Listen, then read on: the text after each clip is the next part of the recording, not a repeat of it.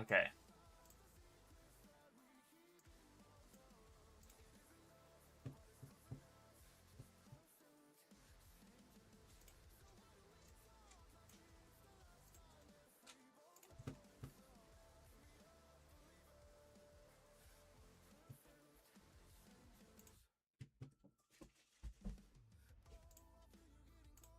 I don't need to be there. I can close this. I can do this. I can open that.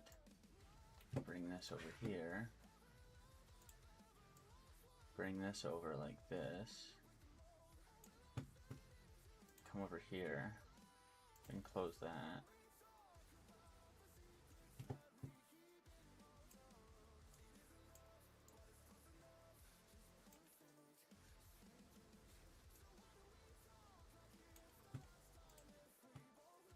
Actually, let's do this.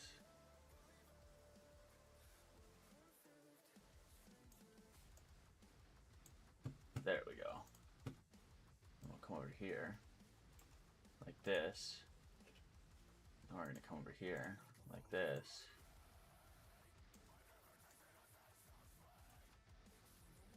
Yeah.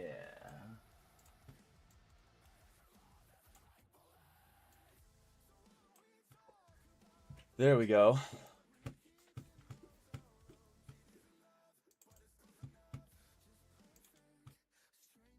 We're going to lock that. We're going to lock this. We're going to lock this. No, I need to unlock this so that I can open this.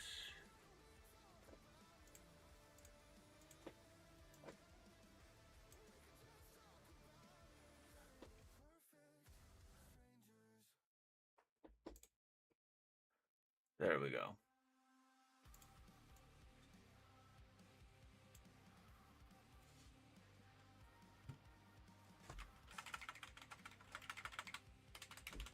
There we go.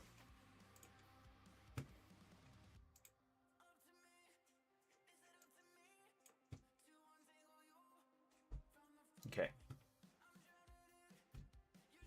And then now we can lock these. No, I can't. Not yet. Because I got to go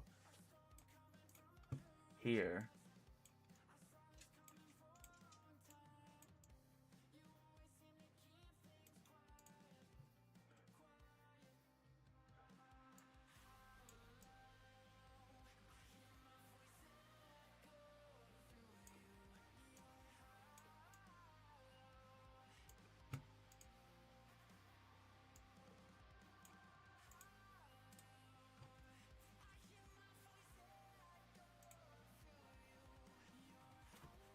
Did not want to do that. I just want to do this one.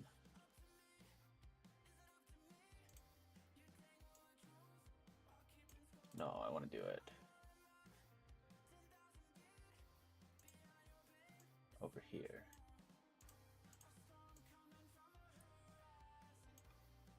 There we go.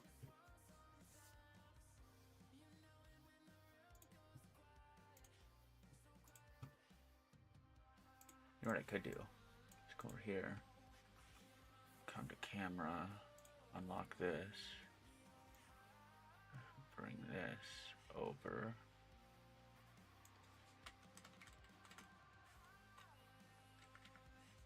No. There we go.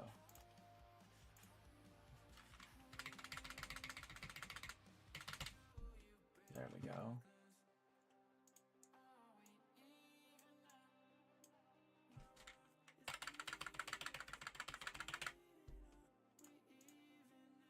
We do a little bit smaller.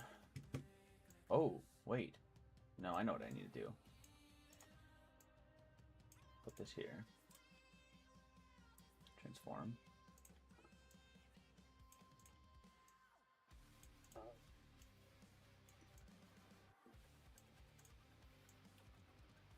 Nope, I don't want to grab all of them.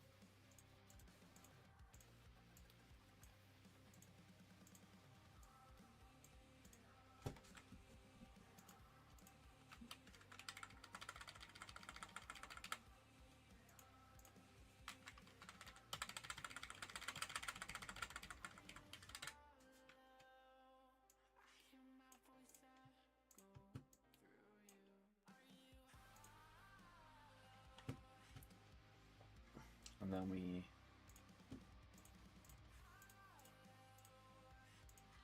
add a new source.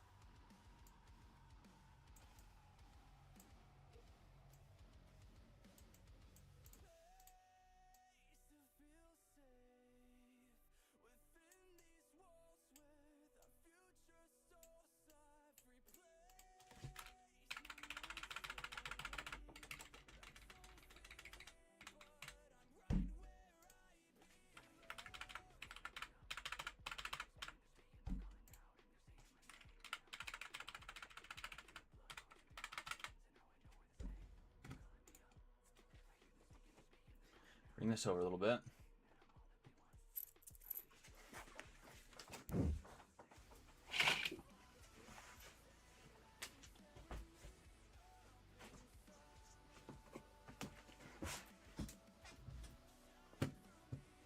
And then now I need to lock all of those.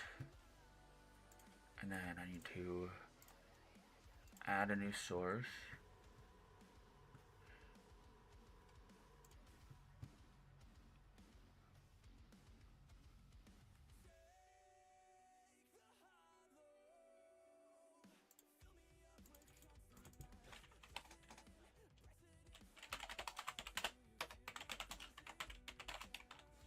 Here we go.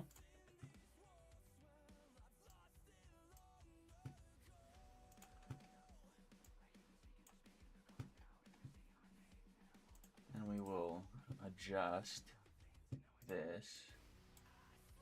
So we need to crop it.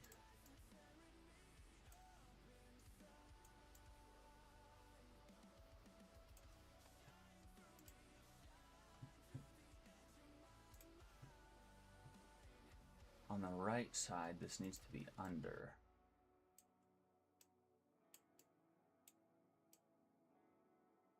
There we go.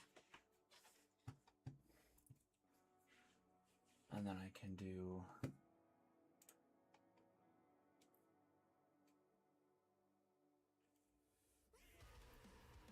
did I get rid of it? I think I got rid of the tab on accident.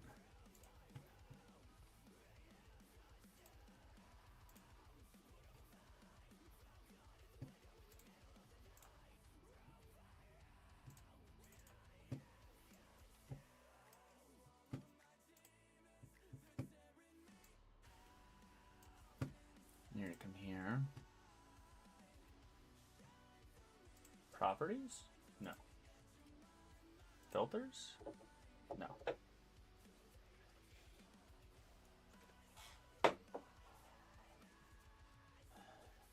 Blending?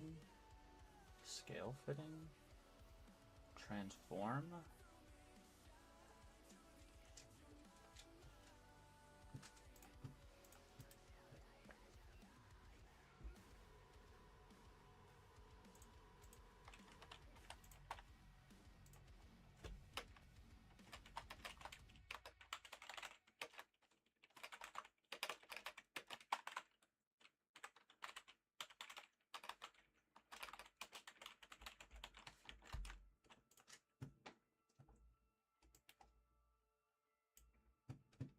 Is this still over? Why is it over them?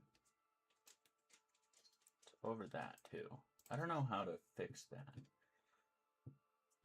I am on editor mode, so I don't know what's going on.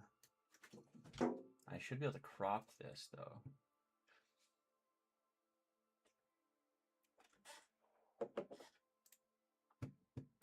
display. Capture method. No. Why can't I crop this? I thought it would be in transform. I thought that had crop. Edit transformation? No. Oh, yes. Crop. Top.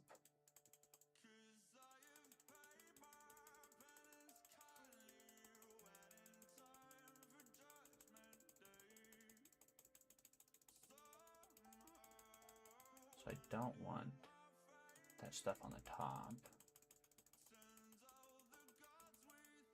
There we go. I think that looks better, does it? Yeah, it does.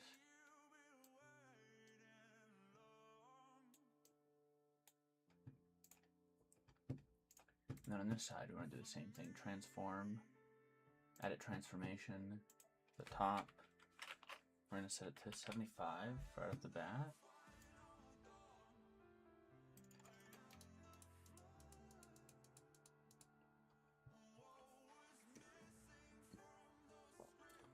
There we go. And we could even crop the bottom.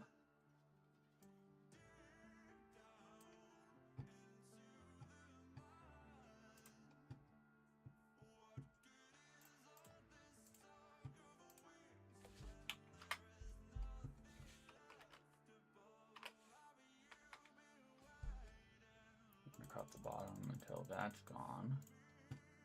And then we'll crop the right 40?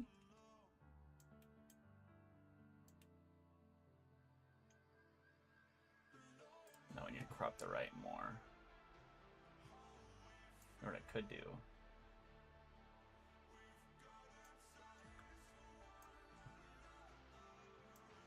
Oh, that would look so much better if I did it like this. So I do this. Do it so it fits like right here.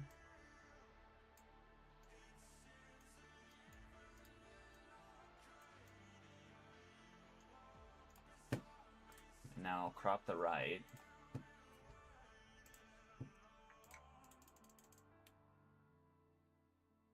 Until it fits.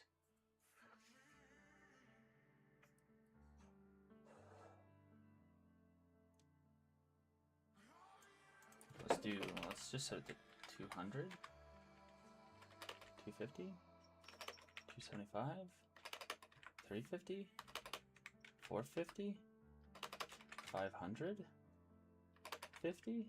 There we go. And then we'll crop the left 50.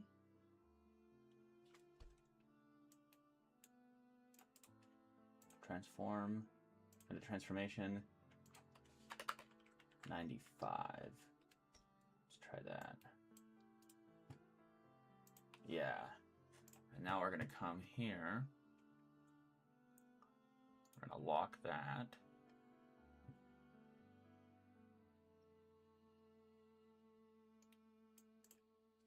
We're going to close this. We're going to close this. We're going to come to the images, unlock the images. I'm going to bring this over. Bring this over. No, I don't want to do that. There we go, just the one. Put him there. Yeah, there we go.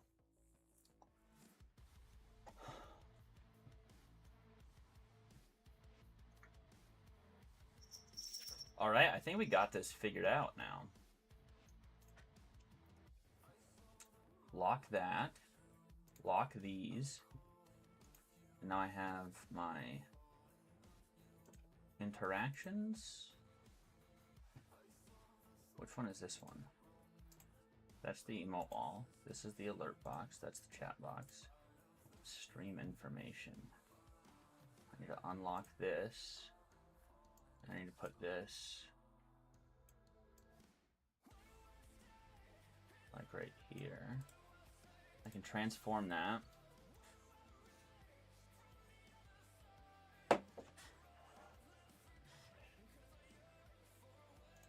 Transformation.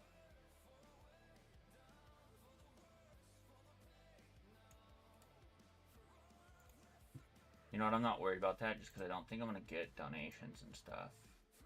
So I'm just really not worried about that. We'll just make this simple. Put this right here. Now the main question is, can I get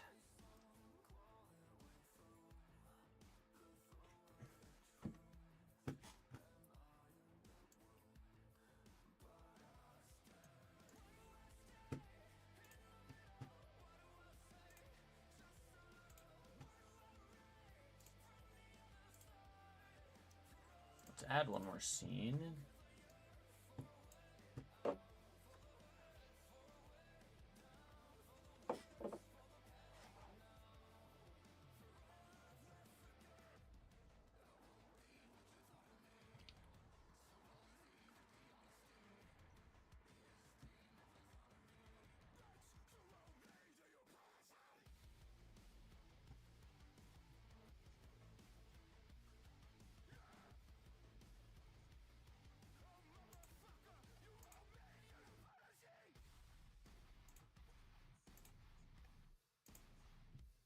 I think I got everything figured out.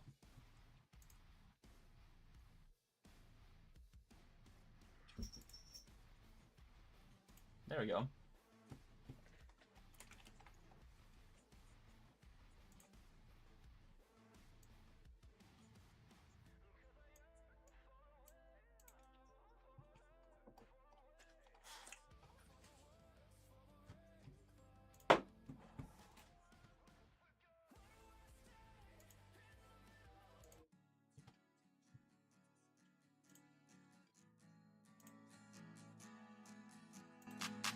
Took a blue pill to see you. Losing myself in a dream. There we go. We got this figured out.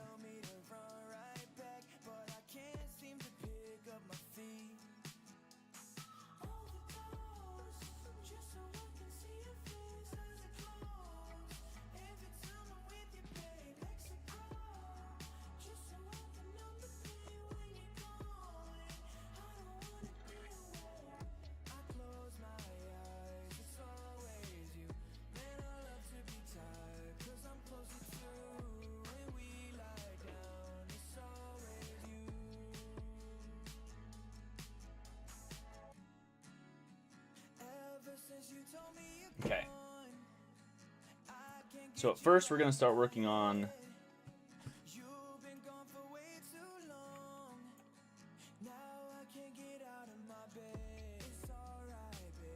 right now we're going to talk to my buddy.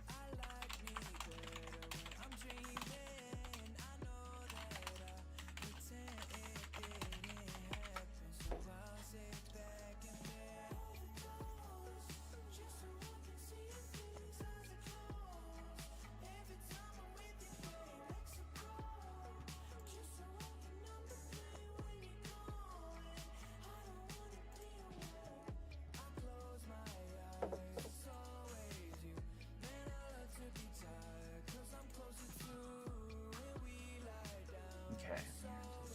Including cash systems. Right now we're going to talk about some politics. That's what we're going to do. The United States federal and state social programs include cash assistance, health insurance, food assistance,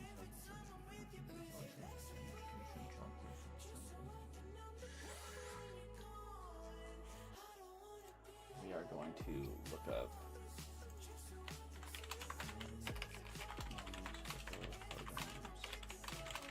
United States offer. Okay.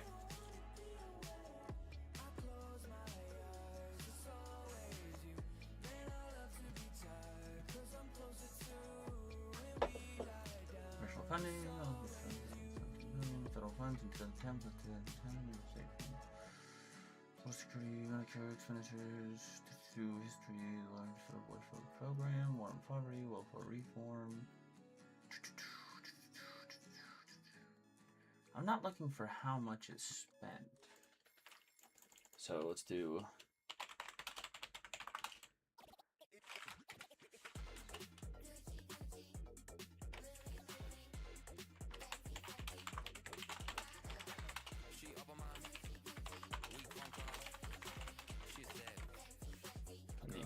States.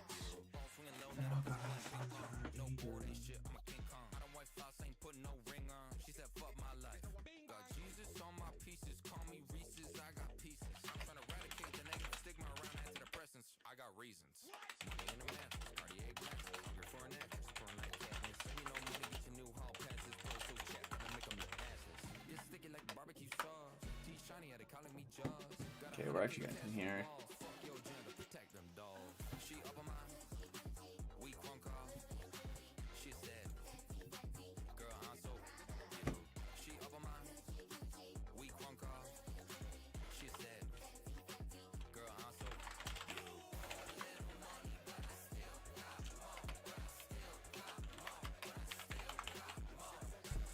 Alright, so let's look this up.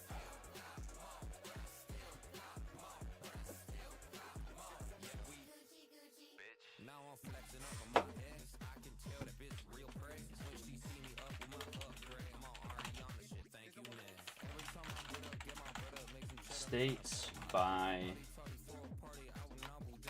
social programs offered in the United States list. Alright, so we're going to do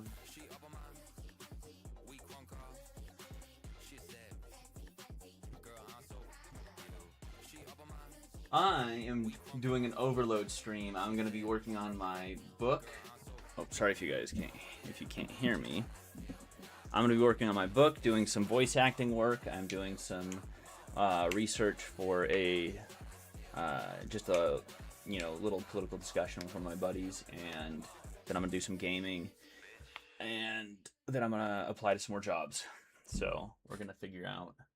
Right now, I'm just doing some research to figure out the total amount of social programs the United States offers, and I'm going to compare it to the amount of social programs that is offered in countries like in Europe, so Germany, Denmark, Norway, for example. So we're going to see if I can find a proper list, full list of programs. Is this the full list of programs?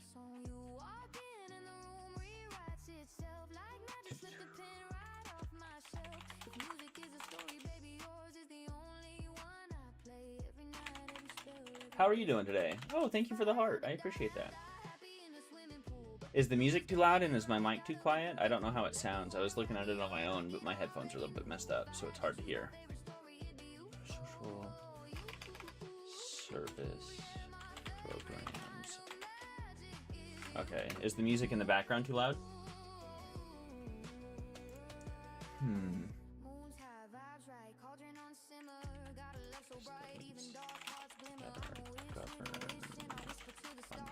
It's good, okay. More than 80 to 100. This is the AI overview. Trees should be crackable. True. So this is talking about the social programs offered by the federal government. More than 80 to 100 distinct anti-poverty and welfare programs, with some broad estimate tracking upwards of 130 individual federal social safety net and support initiatives, and counting sub-programs, and localized state-federal joint operations. Okay. You standing there looking good for no reason. I try, but those trees are just unbelievable. They're so beautiful. Nature is amazing. So, how's everyone doing today, by the way? Thalios, I appreciate you for joining. I don't know if you've been here before. Silent, I haven't heard from you in a long time. How are you doing? What have you been up to? No one who gets you? I try to. I try to be very understanding. Trees just are so beautiful. Growing culture of government dependency. I gotta find a good website. I was hoping I could find like an independent study from... That was your first comment? I'm doing pretty good. I am in a little bit of a hard patch right now. I recently quit a job so that I could get to a new job that had like a lot of growth opportunity.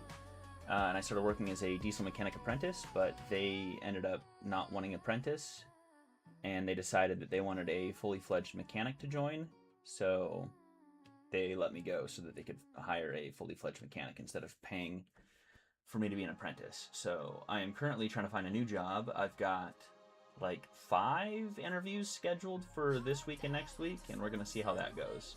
It's the first time ever in my entire life that I've been let go from a job or fired in any way, shape, or form. So it's a very weird feeling. The worst part was like when something like that happens, like you get let go from a job, usually you sit there and think like, what did I do? But he pretty much told me like, you know, it was kind of unfair that we were expecting so much of you as an apprentice, and it's kind of unfair that like, you know, what we were expecting was not what we could end up going forward with. So it was, I think there was nothing I could do. If I was like more mechanically inclined when I started and I had more mechanical experience. So I've never been on government assistance in my life. I, for the first time, applied for unemployment just in case I couldn't find a job for a while. So I applied for unemployment, and then I took out $14,000 from my retirement that I've paid into, and I then found out that I don't qualify for any form of government assistance. So I do not have unemployment pay. So I'm just going to really bust my butt at going for I'm at tree sap, but yeah. Okay. Maybe. If you want to send me some sap, I could do something with it. I was trying to make some candles. I used to work at a lumber mill, and I would take sap and put it in a... I've worked for more than 6 years, but my last job, so the job that let me go, I wasn't there long enough to pay enough into, like in taxes, because I was there for a month. They gave me less than 4 full weeks to like figure out that they didn't want to have an apprentice anymore. But then my previous job, I worked there for 4 years, but I quit willingly there. And so here in Idaho, that means that I do not qualify for unemployment because I willingly quit. And my job that I took after that, even though I was let go, I think I'm just gonna say I was fired. I'm not gonna say I was let go. It is what it is. Either one is. I feel like saying let go is just a less embarrassing way. But I was fired. They didn't want an apprentice. They wanted, you know, a fully fledged mechanic. So yeah, I appreciate that follow. Yeah, I got a. Yeah, I've never not had a job. So the only thing that really sucks is I'm not really passionate about anything when it comes to working. The only thing I've ever been passionate about was like content creation, and I used to stream way back in the day. I think it was like 2019. I was streaming. I was working at a prison when I was 19 because I was 19 years old. I was working at a prison, and I worked Monday, Tuesday, Wednesday, Thursday, and then I would alternating have 3 and 4 days off. So sometimes I would work Sunday, Monday, Tuesday, Wednesday, and then sometimes I would work Monday, Tuesday, Wednesday, I think it was, and then the other schedule was Thursday, Friday, Saturday, Sunday, and then Thursday, Friday, Saturday. And so every other week I'd have 4 days off. And pretty much the entire time that I was working at the prison, anytime I wasn't working, I was streaming. And I was making like $300 a month, and I was averaging like 20 viewers on Twitch alone, consistently through my 12-hour streams. But then I ended up getting a new job and moving, and I didn't have like a PC set up properly. I didn't have anywhere I could stream, and I was working like anywhere between like 10 to 14 hours a day, and it was all physical labor. So I was just so exhausted that I quit streaming. Then I tried to get back into it, and I never really jumped back into it fully. But you know, I potentially have 2 weeks where I'm not going to have any work.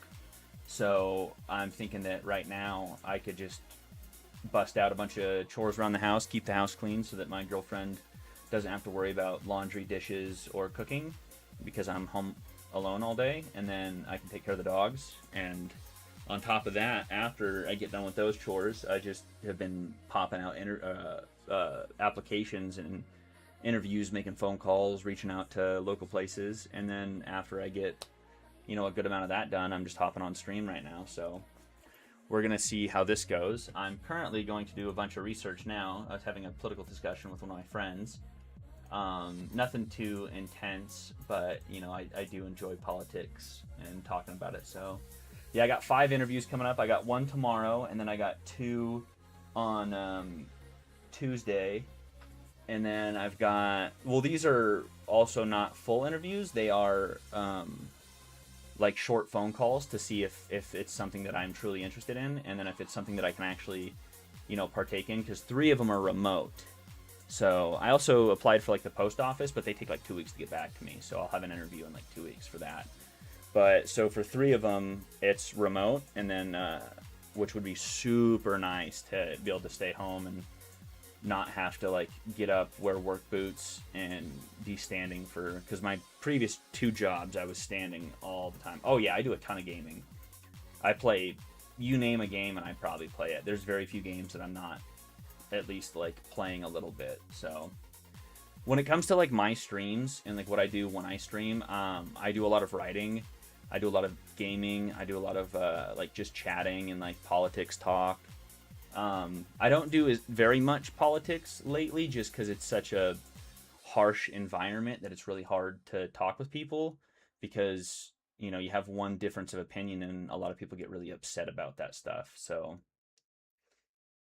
oh yeah, dude, I have a, if you head over to my, I don't know if I'm allowed to say it while streaming on TikTok, but the purple one, if you go to that purple one, I have a link to my Discord, and I'm usually chilling in there playing games with people. So, and there's always tons of people in there that are always down to play games and hang out and whatnot too. So right now, my 2 main games that I've been playing a ton have been White Knuckle and Slay the Spire. These 2 right here. I don't know if you guys can see that very well, but those 2 right there. White Knuckle is like a climbing game. You're in like a giant facility trying to climb to the top to survive, and as you're climbing, there's like enemies that attack you.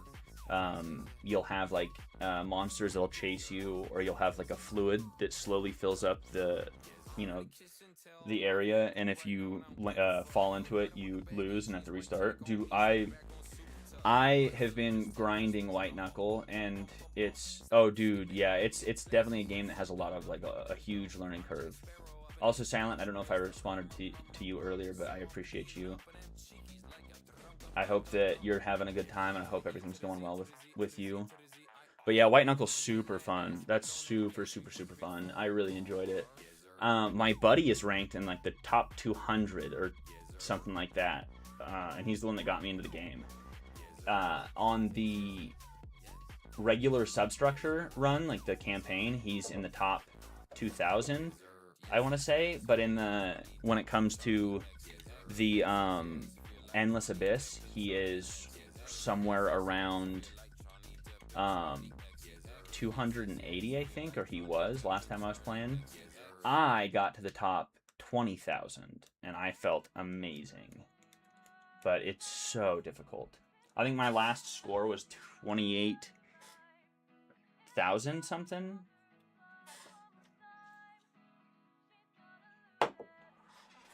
Oh, that's so cool. What are you doing in school? Like, what are you going for? I've been really thinking about going to school, so if I find a job that lets me actually do some schooling. Slay the Spire is a card game. So you have different characters that you can play.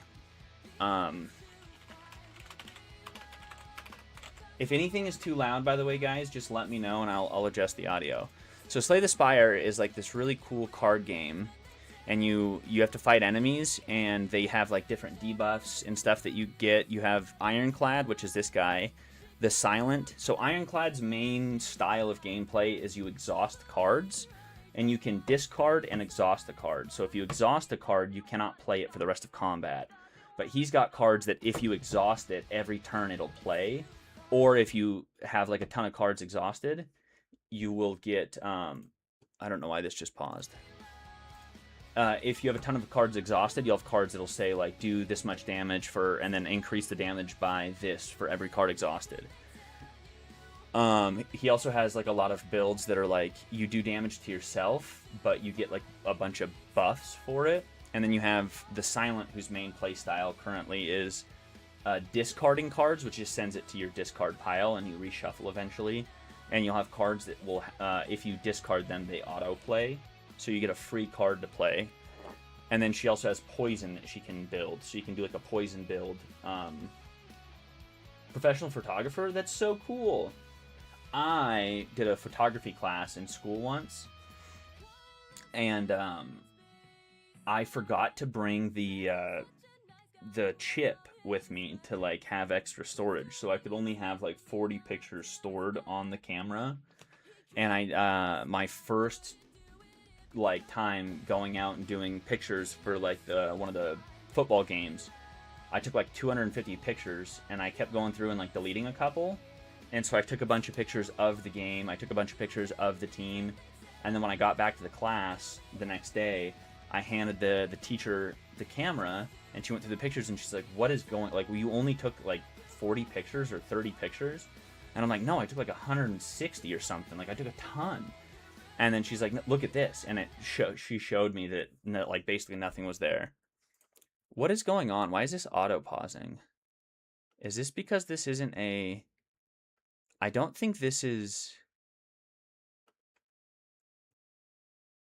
Are these not no copyrights? Why do they keep pausing?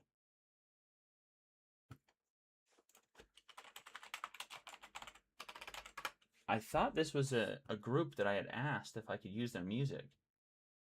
I didn't have the camera. The camera wasn't me. I thought this was a group that I had messaged and like I have permission to use their music for no copyright. Why does this keep pausing? I know I have permission from everybody here. BB No Money has an open thing for all of his stuff. So let's move this. Let's keep all of these songs liked, but let's remove them from this playlist, because if it's not gonna work, I want consistent music for the background. Can I do multiple songs at once? Yes, I can.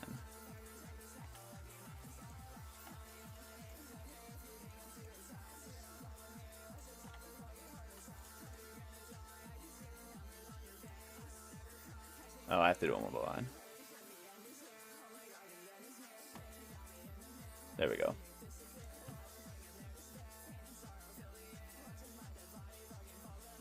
Oh yeah, dude, I'll be in later today. I'll be in the Discord, just chilling and hanging out with people. Oh, you're all good, dude. You're all good. Right now, I just I took my ADHD medicine so I could really buckle down and focus on doing some stuff.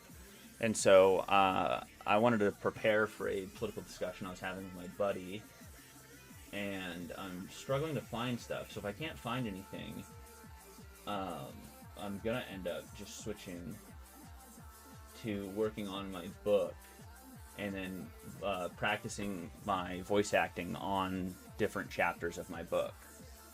And that's gonna be so much work, though. So this is from the Cato Institute.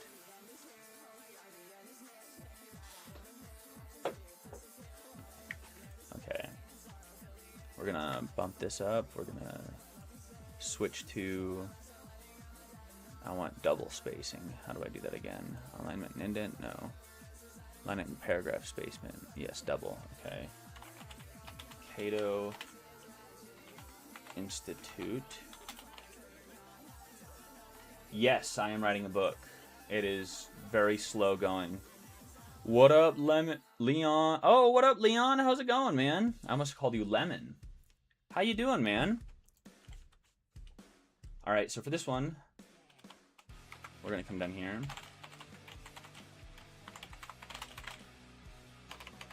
I could talk about my book for hours and hours and hours. So if you ask about it, just do it at your own demise. It's elite. What's elite? My book is elite? It's not even finished, dude. It's. I have deleted probably 10 times more pages than I currently have in the new restart. But this start opens up the doors for the 3 main characters' timeline differences. No, I'm elite. Just switched over. Oh, okay. Oh, I get what you're saying now. How you doing, man? It's been a while since I've talked to you. Yeah, if you want to hear about the book, just let me know, and I'll just go on a rant for like an hour and a half, and we'll talk about it. But I want to get a little bit of this done before I start into that. So we're going to talk about. I'm going to be doing some research on social programs that are offered in the United States. I mean, it's a high fantasy book, so it has a ton of stuff. So if you like fantasy stuff and like intense, it's very brutal. The book is very brutal. It's not gonna be an easy read for a lot of people. Oh, okay. You're Thalios. I thought. Oh, I'm dumb. I'm dumb. I'm dumb.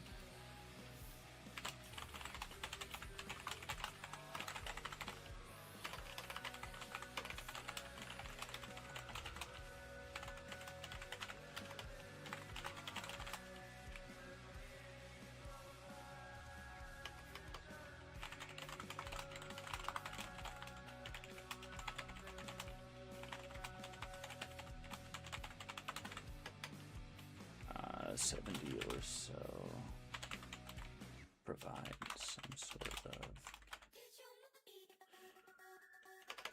or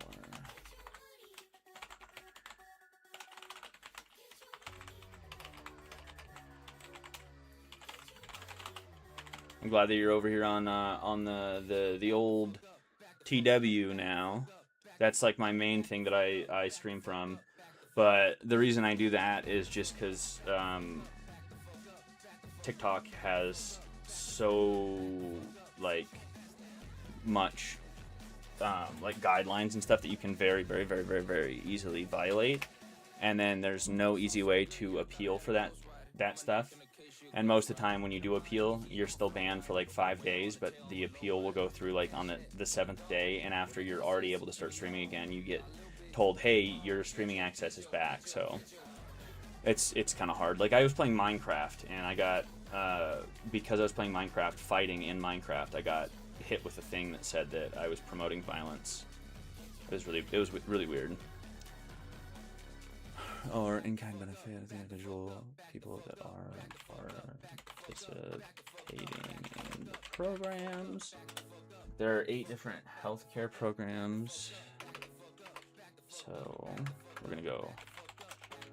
Yeah, it really is ran by AI pretty much for most of that stuff, which kind of sucks, but I mean, it is what it is. I mean, they switched over to the United States, which now they had to rehire like thousands of people to run the United States version of TikTok that's ran on the United States servers, which meant that their overall total amount of people that they had working on most of these and most of those facilities in different aspects of the app is completely, I miss my Chinese spy too. The FBI guy just doesn't get me. He doesn't understand.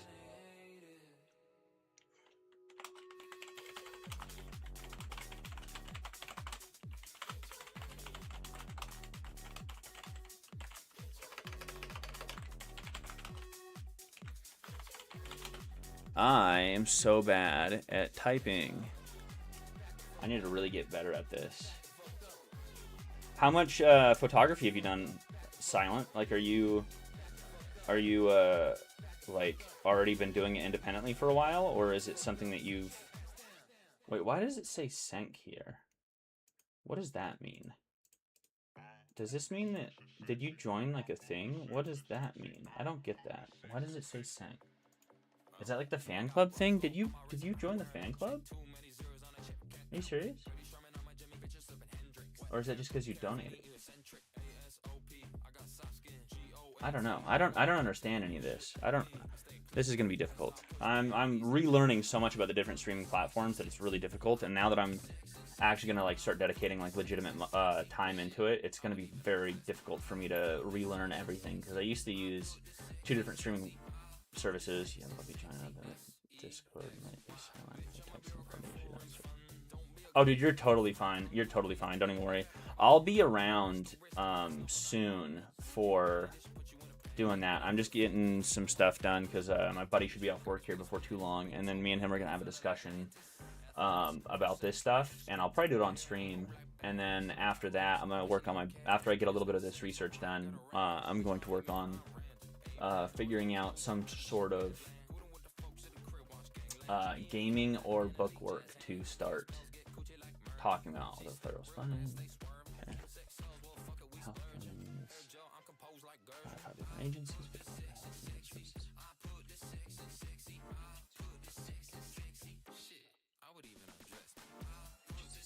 An agency's administrator. I'll start reading this out loud.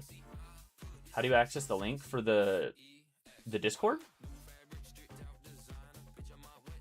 That should work. That one right there should work. But you should also just be able to scroll down, and it should have like the donation and Discord and all that crap. 1.1 trillion a year, 134 welfare programs. Okay. 134 welfare programs. State and local government adds about poverty stretching back to 1965. Poverty has stated. No, I have not eaten yet. I took my ADHD medicine, so I will not eat until probably like 9 o'clock.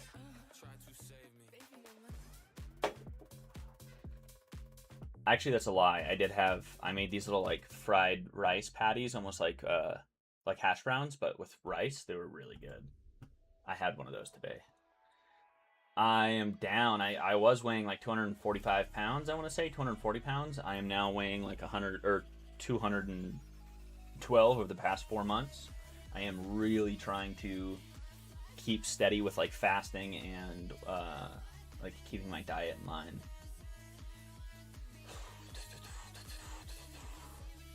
You're in? Hell yeah, man. I will be there later tonight. I do have a birthday that I am going to in a VR chat for one of my good friends. And I probably won't be streaming for that just because I don't know how that's going to work, but we'll see. Much of the debate over poverty remains remarkably sterile and frozen in time, arguing over whether we should increase or decrease spending on some programs by another $1 billion will do little to change the underlying dynamic of a failed system. Many of the changes that would be most effective in reducing poverty will have to take place outside of the welfare system, and many require state governments to take the lead. They include reforming the criminal justice and school systems and repealing exclusionary zone laws, as well as reducing tax. Now, I am going to take this. Is it anytime I... Oh.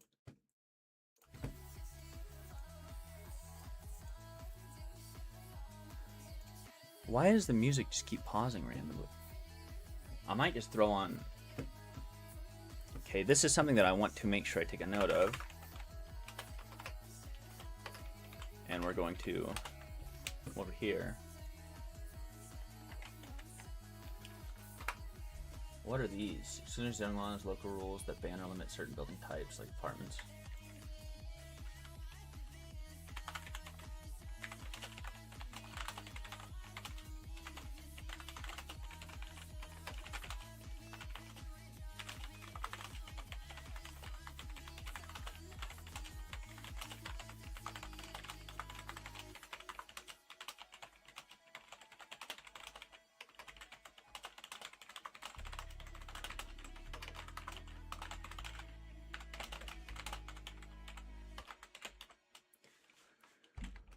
Okay, well,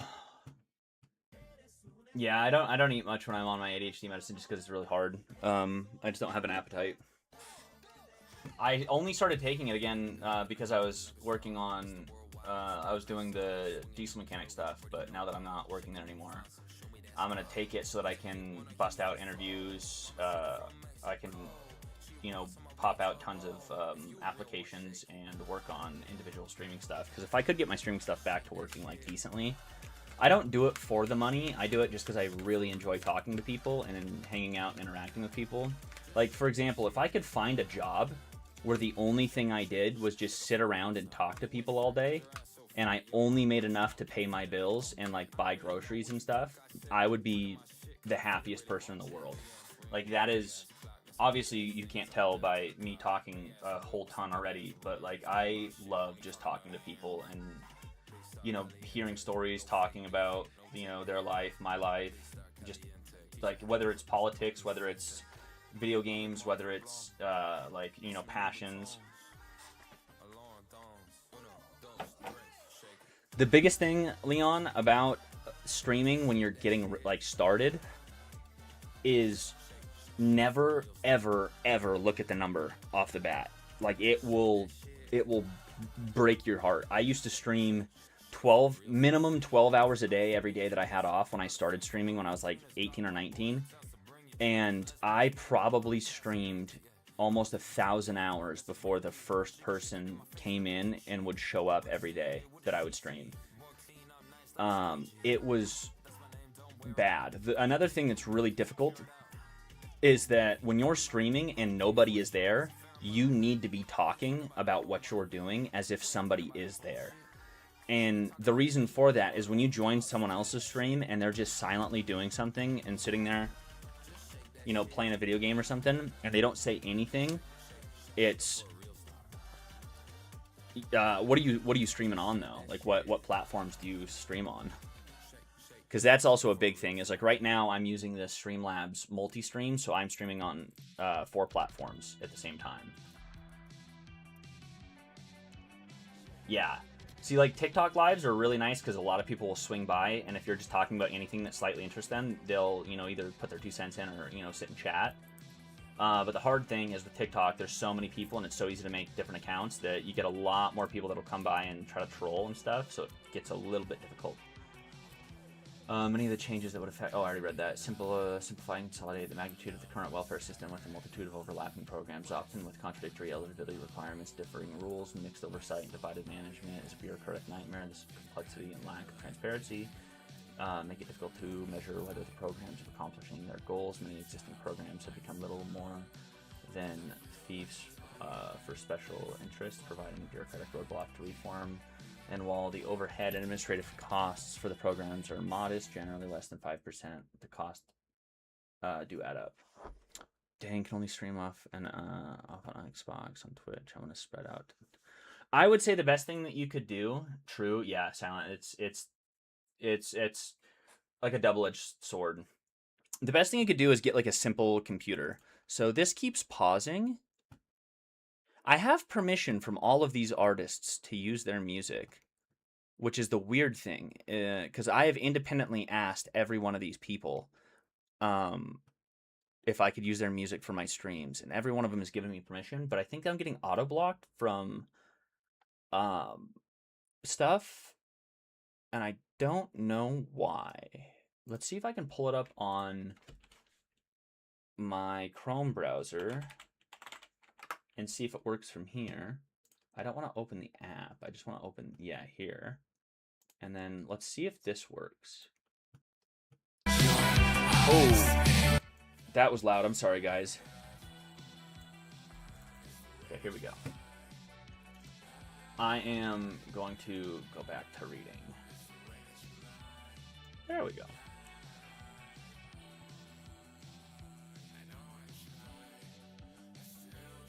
Yeah, when somebody like gifts you something, or like you get like some of your first donations, it is such a like the big thing about streaming, and when people like donate to you with streaming, like you notice it with like bigger streamers, is they really don't react. They don't interact with it, and the reason is because they expect at that point that they're worth that money. But like when you're starting out and someone gives you even like a 20-cent gift, like for me, getting like a small thing like that is like, you think I'm worth paying to like, you know, continue my content, you know, and it's a really, really like uplifting feeling. It's really nice. But one of the things is just like, you can't look at it to like for the money when you're streaming, like especially when you're starting out. Like 99% of streamers that do streaming, the entire reason that they started wasn't to have, you know, like a full supplemental income from streaming. It was just because it was something they were passionate about doing, and they liked to be doing things publicly like that. Yeah, I'm just out here doing what I love, and you're paying me to see what I love doing. That exactly. I mean, it's the same thing about making music. People that make music, they don't start making music to be rich. They do it because they love making music and they love being creative. I think one of the things for me that's a huge thing is that the things that I'm passionate about don't correlate with the things that like I could do for actual jobs. and that really sucks. So I get kind of put into this funnel of like the only things that I can do that I'm really passionate about. It's very hard to do outside of like, you know, very specific, stringent type of environments, which is just really harsh. Spotify playback pause while transmitting audio. I am going to turn that off. I think that's what happens. I think that's what's going on. How do I turn that off? Sounds? Advanced? Debug? Nope, that's not it. Give me 1 second, guys.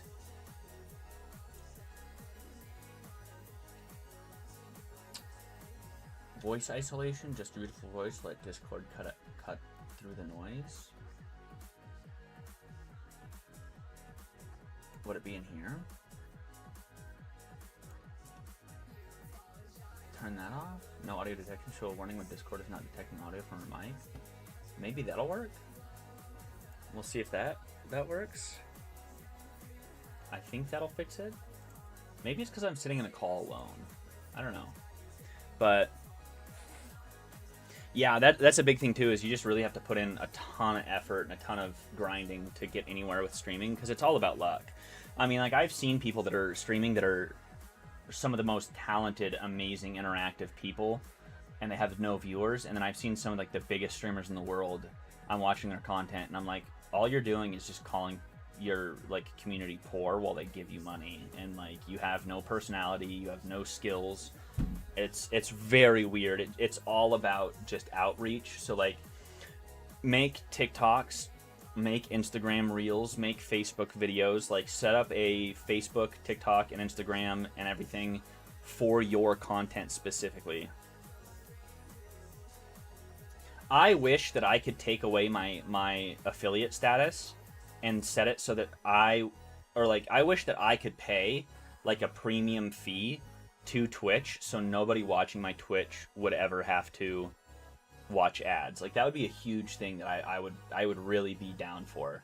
Like, if I had to pay like $15 a month and like I had like 10 viewers or whatnot, I would pay that just so that they didn't have to, because then I don't want somebody to feel forced to subscribe.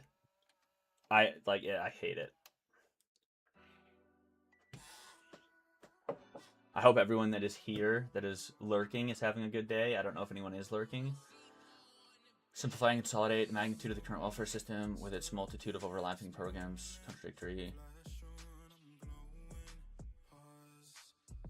Yeah, and I would be fine with that, because I don't stream for money. I stream it just because I really enjoy talking to people.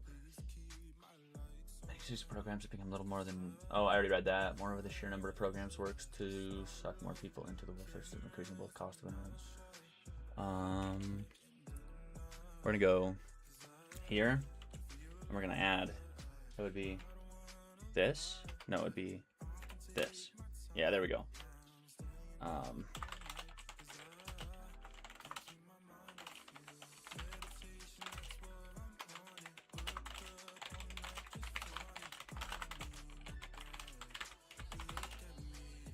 The sheer number of targeting those efforts to the people that most need it.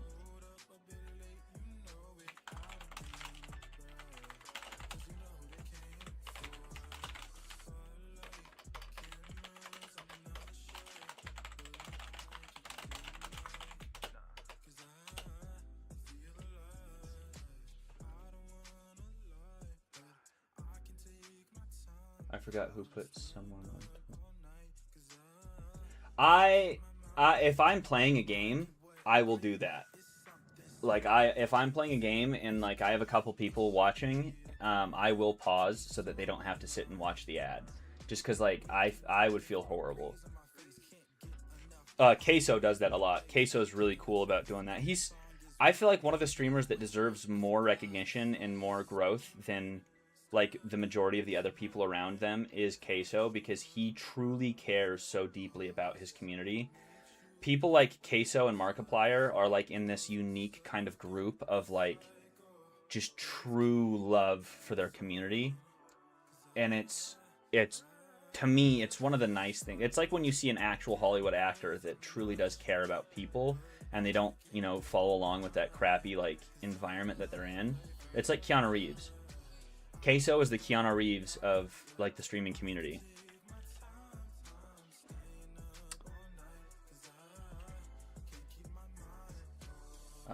Some household, spouses and or nearly party assistance. Most of this is just extra little information that I don't need right now. I'm looking for the total number of and breakdown of different programs. One program that tax credit, the ITC. That's not what I need. I was hoping I could find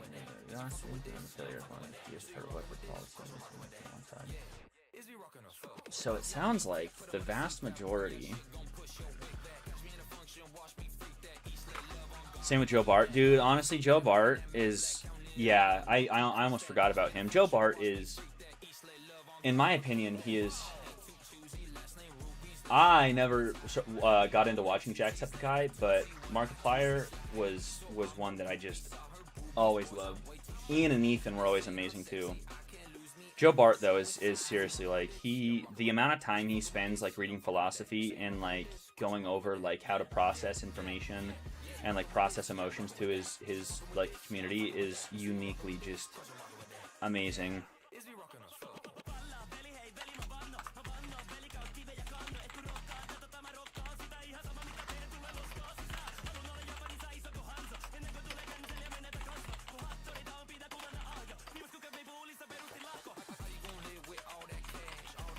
Oh my god, I can't type.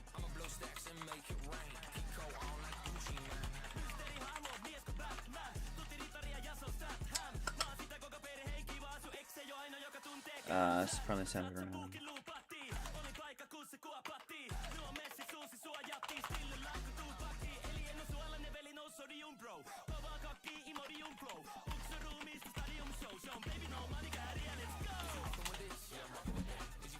All programs going to be further limiting use of benefits to government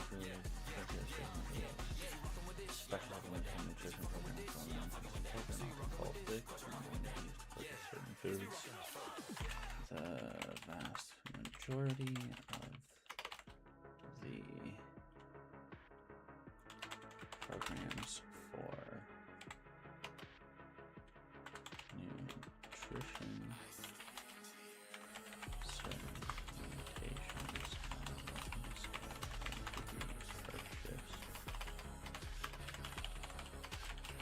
well. If you guys really don't want to hear me talk about politics and stuff and go over this though, just let me know and I can switch to a different topic. I could go right on my book. I just need to get a little bit of this done, so I would switch over quicker. But if you guys don't mind it and you're kind of interested, then I'll keep doing this for a little while. And the real taxpayers are all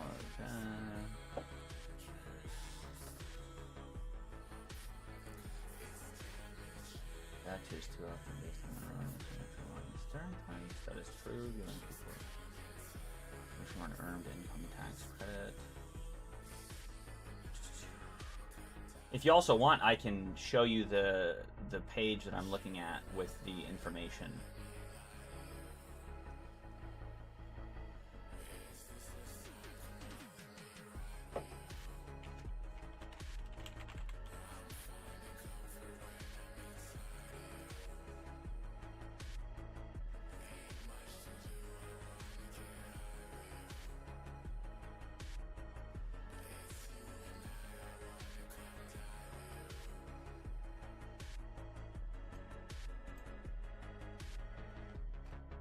I don't understand why this is so hard for me to find.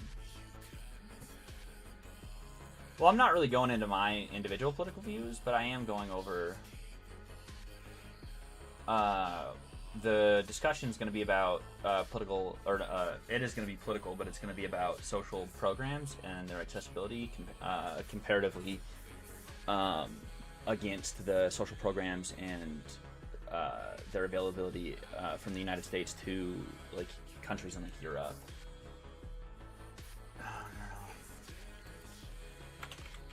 Programs.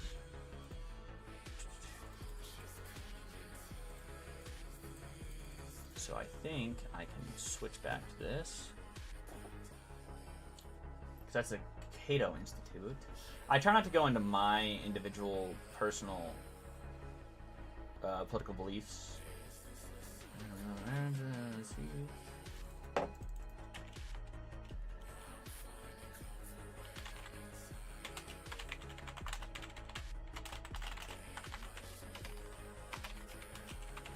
It's 2026. Just because I feel like I am in a constant position I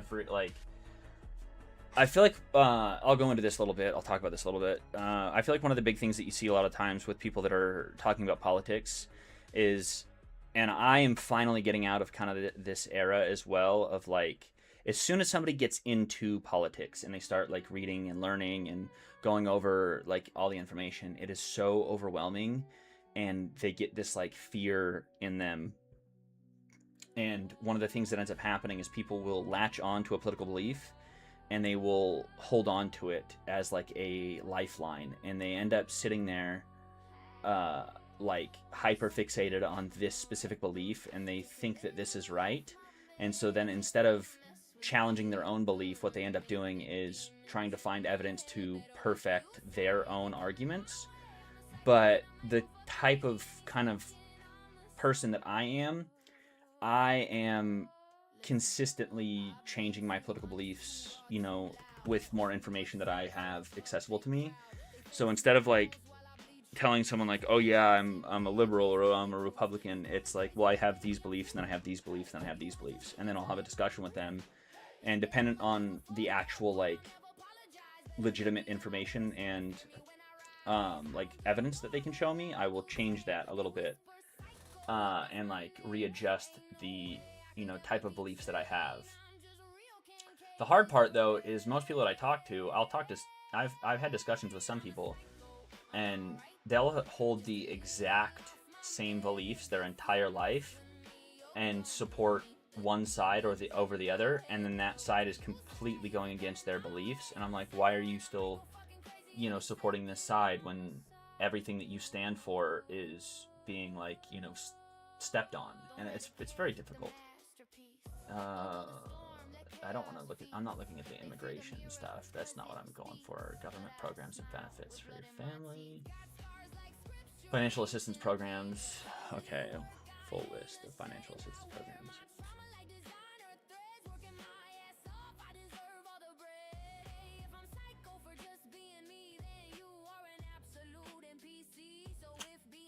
Okay, so I'm gonna have to just sit here and count.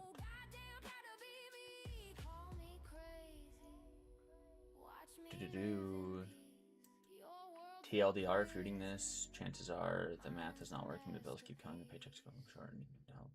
Not vaguely applying for federal government. So food assistance programs. We're gonna come down here. No, we're gonna push that down onto its own page. And we're going to drop that even lower.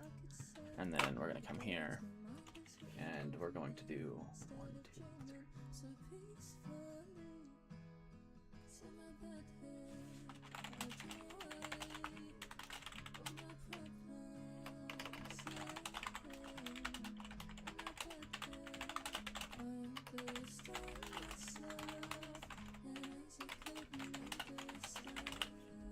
So, yeah, I feel like just politics is really hard. Yeah, I think fear is a huge thing. Well, like one of the things that really opened my eyes is my cousin is like a freaking genius, and he's been involved in like political discussions and like more into political talks since he was like in high school. And one of the things that he showed me, I was at my grandpa's funeral this weekend, and we were talking, and he showed me an article that somebody had wrote in 1860, and it was, the world is on fire, everything is going to crap, and like we're going to be the last generation. And I feel like that's been happening for a very long time. I think that a lot of people get so scared about like different things that are happening, like, you know, global warming and whatnot, that it's like, I appreciate it, thank you, but it's, people think it's happening a lot faster than it is, and when they don't see the direct exact results, it really messes with them.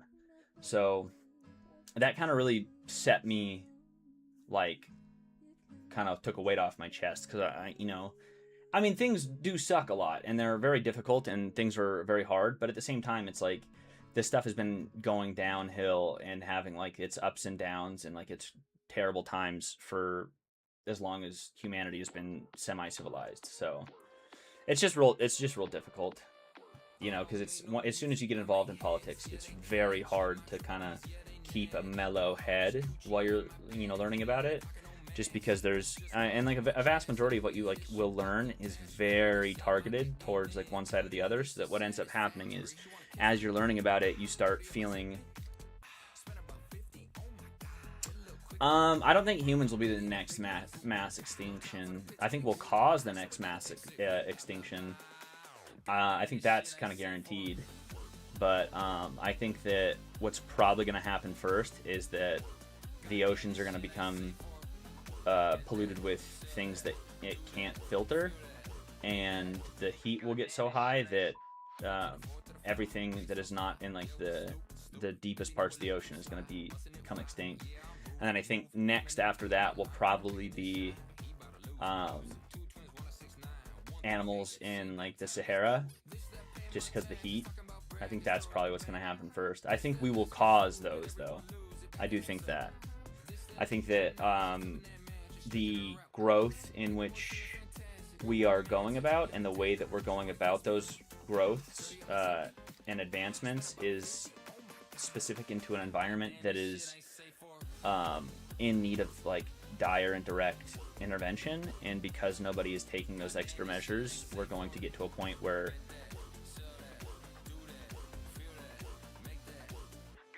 I mean, yeah, I mean, like, the thing is the hard part is when you look at things like mass extinctions. Also, I appreciate you stopping by and chatting. One of the big things that a lot of people don't understand is that no matter what, there's going to be these events, whether it's like a meteor, whether it's an ice age, whether it's, you know, a CME that hits the planet, you know, there's something that's going to happen. The main issue is when you look at the rate of which these types of events happen, they're very, very, very, very, very far apart. And so one of the things that I always think about is that, especially when it comes to, like, for example, global warming. Global warming is going to happen if there was even one single species inhabiting the entirety of the planet. It's just going to happen. The difference is we're doing it at a accelerated rate, and you can, I believe it's carbon. I could be wrong. I'm going to throw out some arbitrary numbers. But so, for example, the carbon in the air on average goes up by like 0.5 every year. And eventually, the greenhouse effects, because of that 0.5, is going to be bad. And it's going to cause like a lot of issues with a lot of the living creatures. Humans are artificially inflating a specific type of carbon into the atmosphere at like a 30-point level. And like I said, these are arbitrary numbers. That second type of carbon is not able to be processed as fast by nature. And so when you look at the overall effect that it has on the temperature of the greenhouse gases, that type of stuff, it's like an artificial inflation of what's actually happening. It's the same thing as like, I can't remember who was talking about it. I think it was Hank Green. And if you ever watch Hank Green, like, he goes into the science about all that stuff. He's very intelligent. He was talking about how you can actually track the individual different types of pollution and how they are filtered through, and how there's like half-lives of different pollutions. So, hey, I appreciate that follow. Thank you. But yeah, it's very. The hard part is I'm not smart enough to understand the science behind a lot of this. So trying to talk about it is like me trying to teach math, but all I have is the textbook, and I don't understand like why, you know, E = mc squared. Like, I don't understand it. I know it does, but I don't understand it. I feel like it's a really hard thing for people to like get to that point of understanding, is where instead of just thinking they know everything, a lot of people struggle with being able to admit that they don't know something well enough to talk about it. And I feel like that happens way too much. I think a lot of big streamers talk about a lot of things that they don't fully understand, and they try to give like super nuanced answers and super nuanced to like in-depth takes, or they have like very hardline. No. I'm not knowledgeable at all. I know a little bit about a lot. I'll put it that way. I am not. So like, I can watch a video and take in a little bit of information, but unless I go deep dive, hey, what up, Supernatural? I was gonna, but like, yeah, unless I go in and like super deep dive a bunch of stuff, it's very difficult for me to think that I deserve, or like I deserve to be qualified as knowledgeable on it. Supernatural, are you at work or what's going on?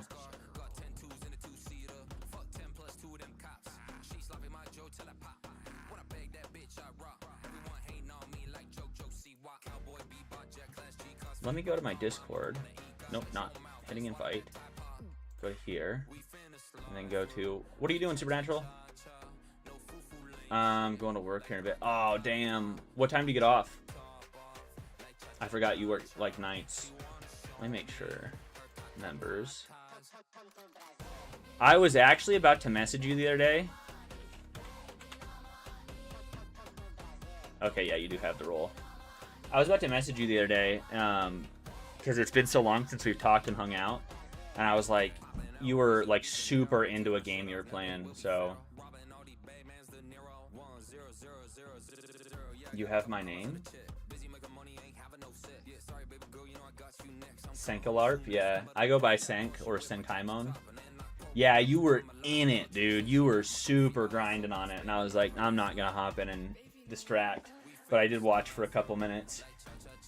My name, Senkaimon, is actually like a moniker from the anime Bleach. My buddy actually just hosted a Pal World server, and I was going to start hopping on that and playing. But I think a better way to go about this research would be how many...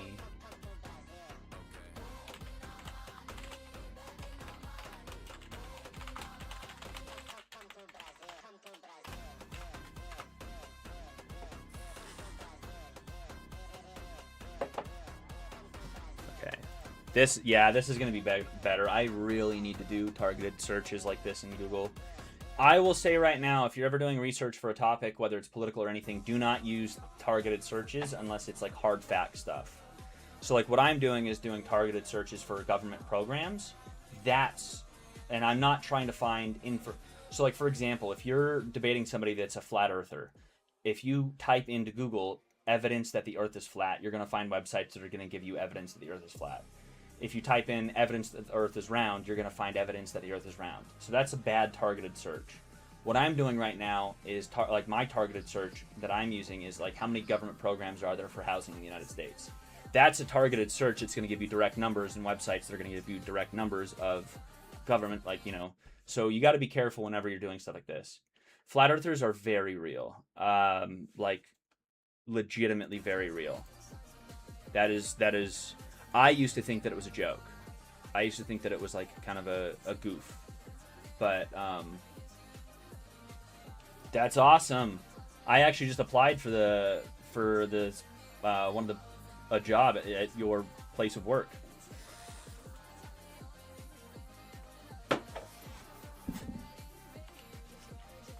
Okay, so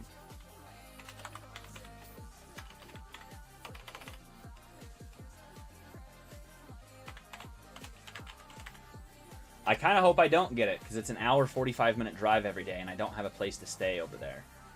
So, and I don't have a reliable vehicle to make that. I have my old Toyota Tacoma, and it has a bunch of issues. It's leaking some oil. So like when the engine gets real hot, it'll, you know, start leaking oil, because I need to get a new head gasket. I need to get a new oil pan gasket. I also need to replace the tie arm, or the tie rods. I need to replace the swing arm, and I need to replace the track bar. So, yeah. Earth is a oblique spheroid. That's what I think it's considered, because it's technically rounder at the center because of the centripetal force. Centripetal? I'm gonna Google this. Centripetal? It is centripetal. Yeah. There we go. Yeah, because of the centripetal force, Earth is rounder at the equators. But I've got a bunch of interviews coming up, so we're gonna see what's going on. I did get fired, so I'm currently jobless. I'm a bum.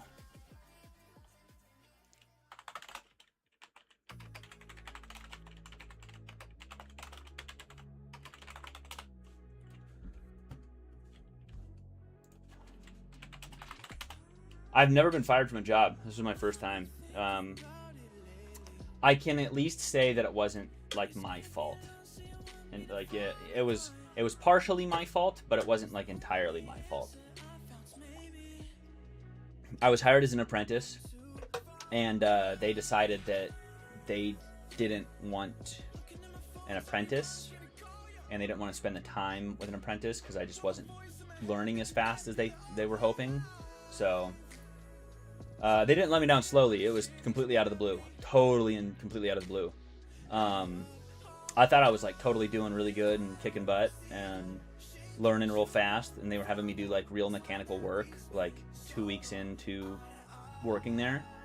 And then shortly after, it was like four weeks in. It wasn't even 4 full weeks either. At the beginning of the 4th week, they just kind of told me, hey, he even said like it's unfair that we were expecting so much out of you and having you like go so fast and needing you to slow down and do other stuff and like jumping you around, but like we need somebody that's more mechanically like informed and trained. So yeah, I mean, it is what it is. I'm not super. It sucks. I was really enjoying it, and I enjoyed the people that I worked with, but it is what it is, you know. I'm gonna find something new, and I'm gonna figure something out. It's what I always do. I've never once not figured out, you know, hardship. So, how many government-funded welfare programs are there?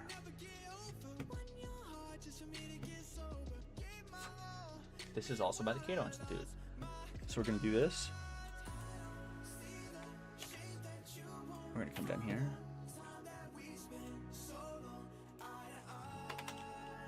Wait, I need to... Are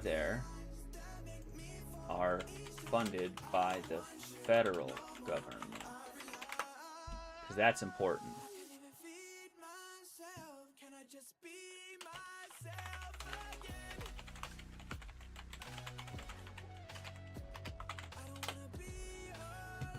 If you're in this weekend, yeah. So this weekend on Saturday morning, I'm going on a hike with some friends just to get out of the house, and then after that, I'll be home all weekend, and I'm gonna just do a bunch of cleaning around the house and streaming and stuff, and applying for jobs. So I'll be around a lot. So we're back on the Cato Institute, and I need to find.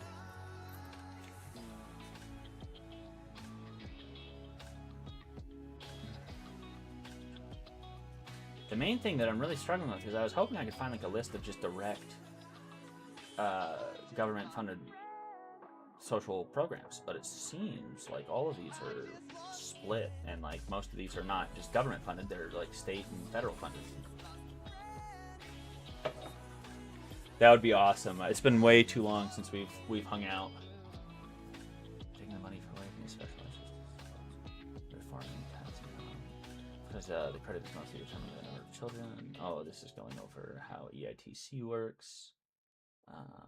Use the laboratories of democracy given the failure of the whenever possible, therefore Congress should shift local funding to the operator's authority for welfare and other anti-poverty programs. The states the laboratory Congress to use just as we plans described the primary force of anti-poverty efforts, not an afterthought. That means more than most of the states and authority to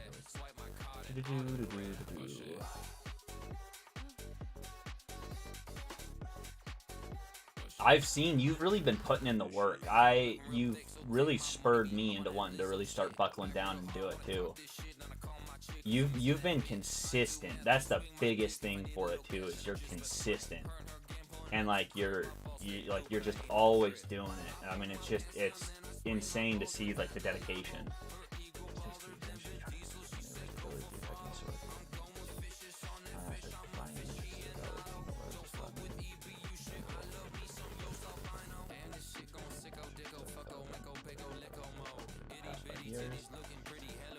Congratulations, status with reading, researching facts about quality, important national income, 2.2k followers?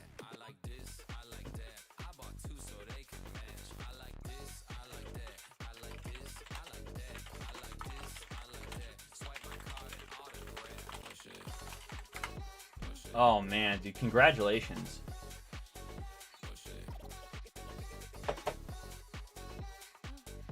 That's amazing, dude. That's really good.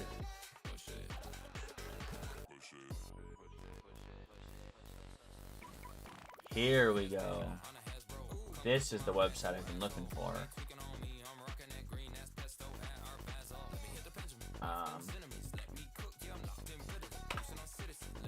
So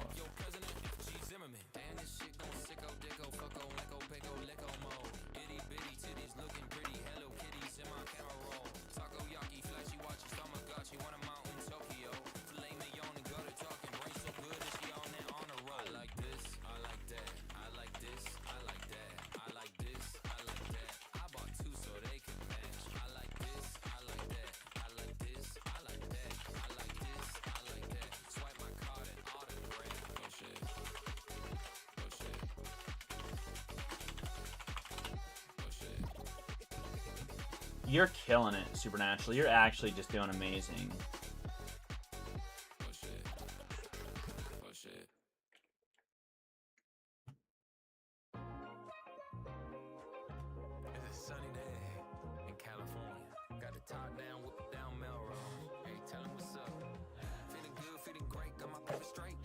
I don't think any of this is, I really don't think most of this is accurate. But I think I've done enough research for this. We're going to switch over to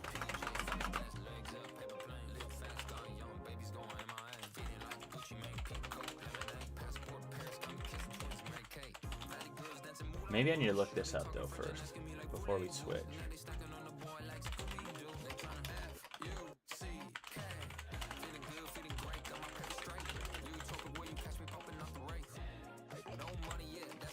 If you get on a better schedule, it's insane. Being on a, so I'm not on night shift anymore, and I don't think I'm going to go back on night shift.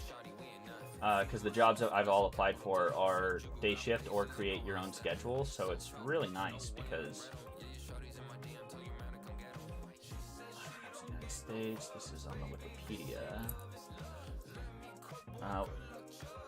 Wikipedia is actually decent. It's not like perfectly accurate, but it's got enough because it's pretty well monitored nowadays.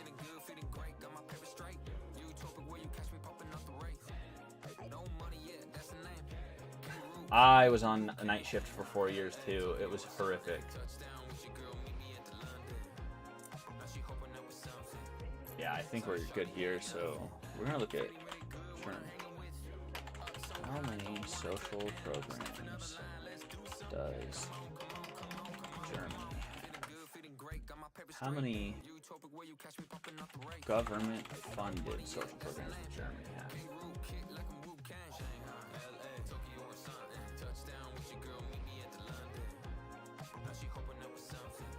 Is this going to be able to be translated, or am I going to have to...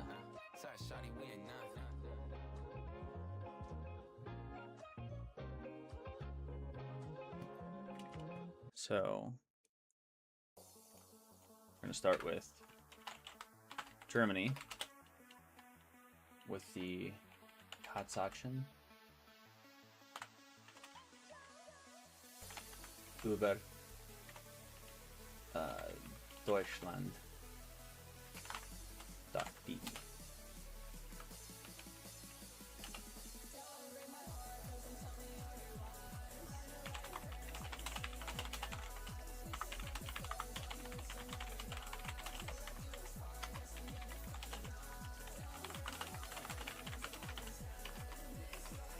World.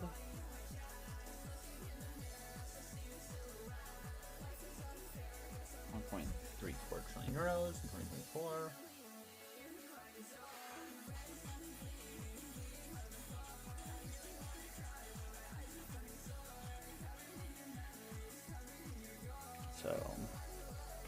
we're done here. Programs. Germany offers that. No, we're gonna do its own programs.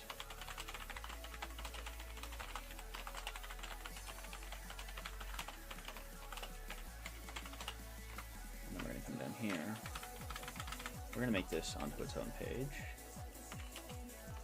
That's not what I want to do. One. Why is it doing that? I want to come.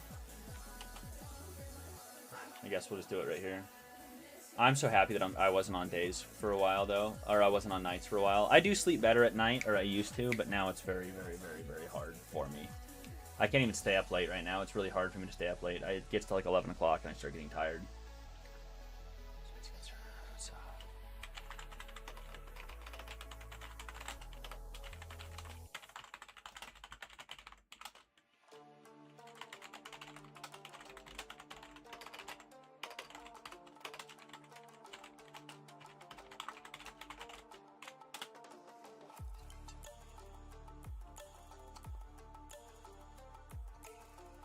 Yeah. Are you going to be on day shift for a while?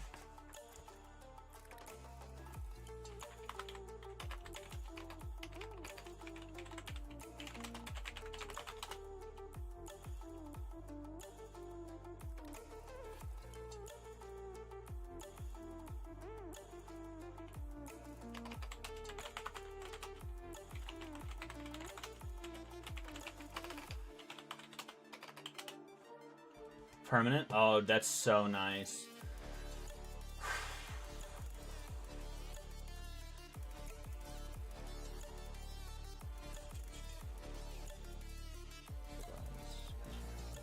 Pension insurance, health insurance, covers legal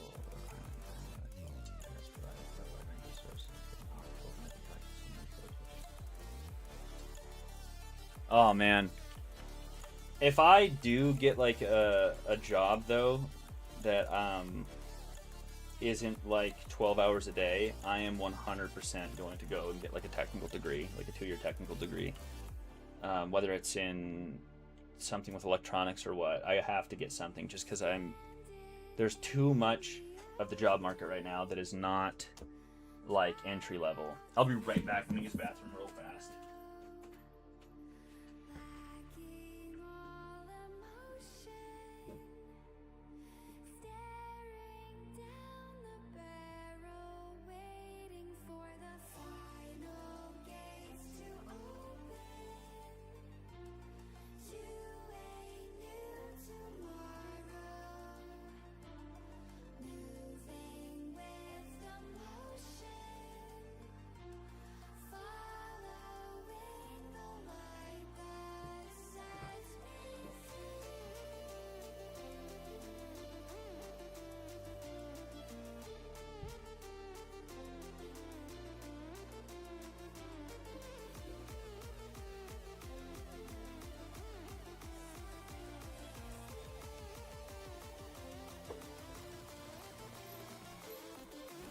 I think a big thing that I plan on doing is potentially going back into mechanical work and getting like a mechanical degree, due to the fact that I feel like it's one of the most stabilized, consistent jobs. And if you get like a mechanical degree for like diesel mechanics or anything like that, it's very easily translatable into like millwright and like machinery. Because if you can fix these brand new cars that have all these like, if you get your ASE OEM certification and then you're basically getting HVAC certification as well, because you have to work with so much of like the coolant, power lines and everything like that.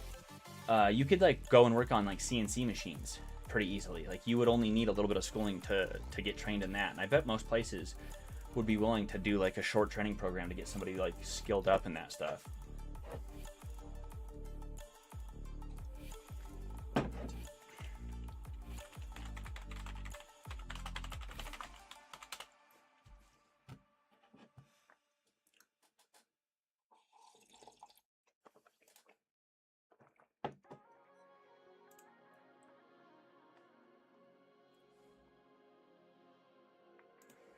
Okay, we're gonna go here.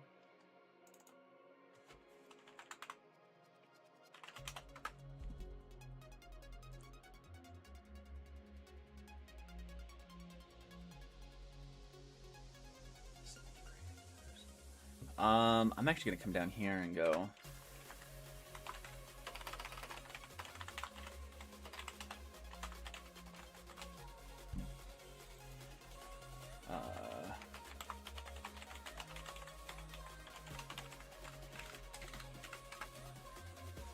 Okay.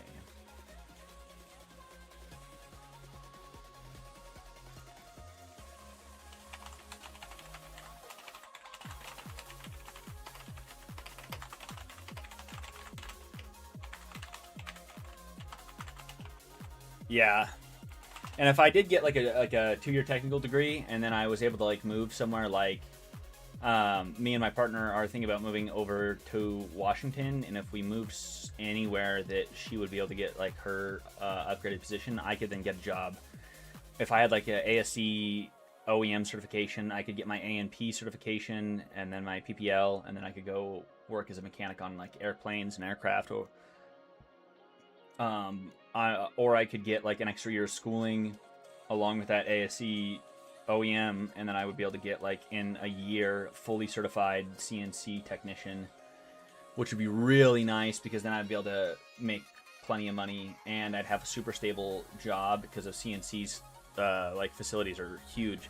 There's one over there in Washington that is called like Ionic something, and they are some of their CNC machines are like unreal. They have a 40-yard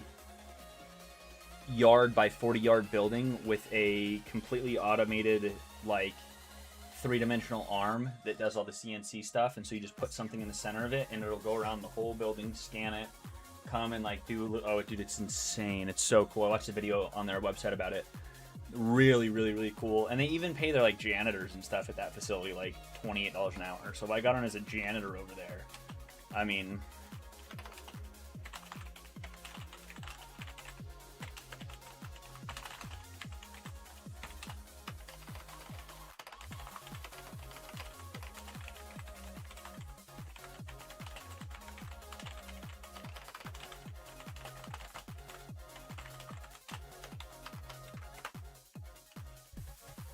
but I don't know. I'll figure something out. I need to find something that I can actually be passionate about and really get into. Because the hard part for me is a lot of the things that I really enjoy doing just don't pay.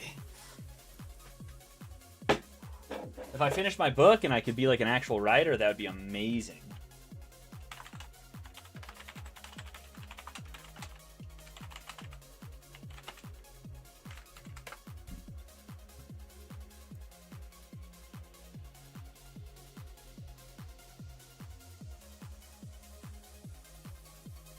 Yeah, it really is.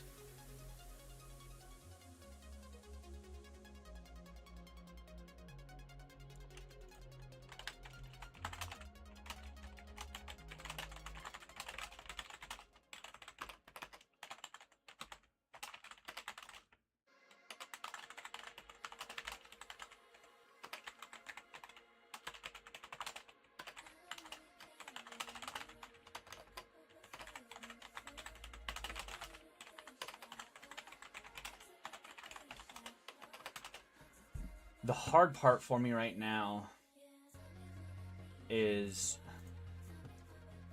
a lot of the stuff that I'm looking up, a lot of these websites, I have to go translate, which is kind of a struggle.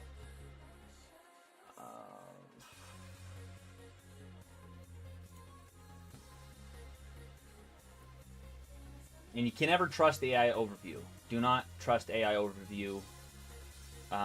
You can look at it for like basic stuff, but make sure to do more in-depth research outside of the AI overview because it's very difficult. Because a lot of times it doesn't give you exact information that you're looking for.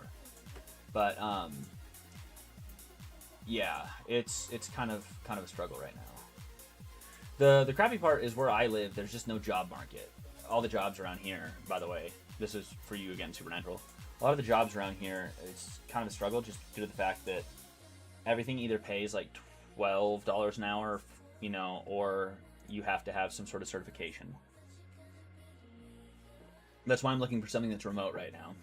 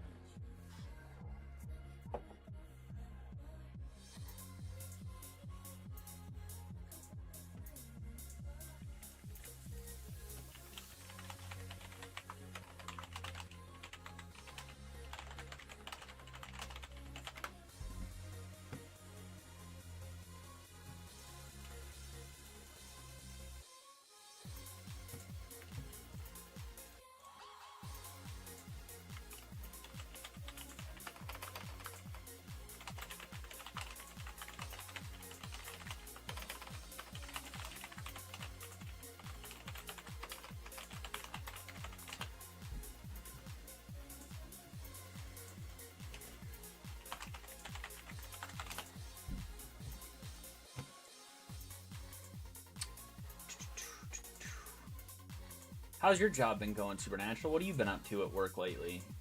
I know you're talking about potentially getting a promotion.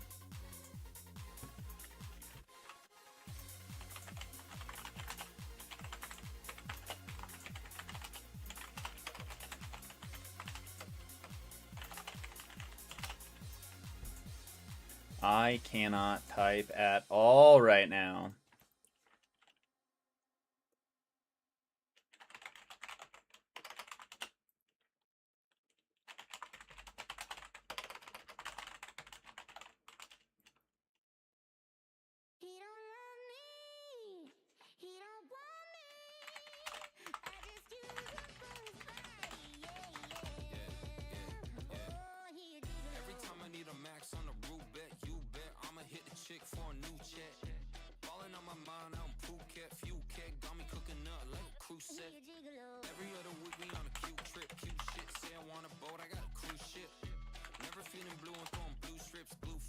I know you're talking about having some stuff going on where you might be able to get some stuff, but I wasn't sure what all was happening.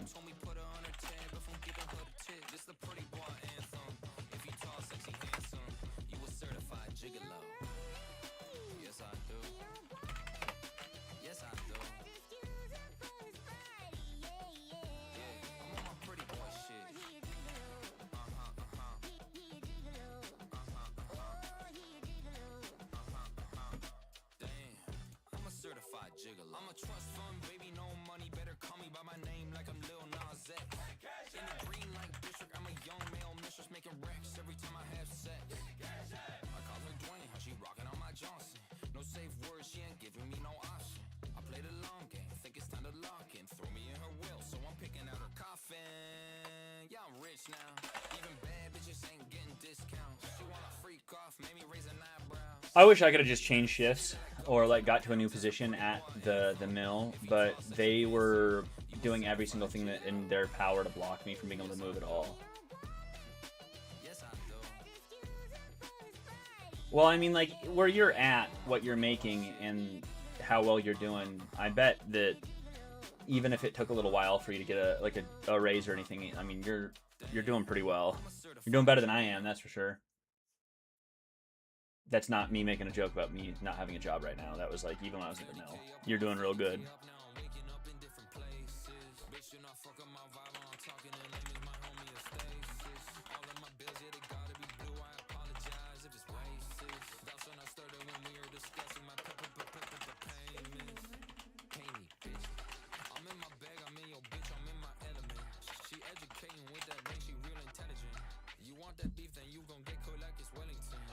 I'm going into so much detail on this. I need to take a break from this here in just a second, and I'm going to start working on my book again. We're going to do 2 more countries.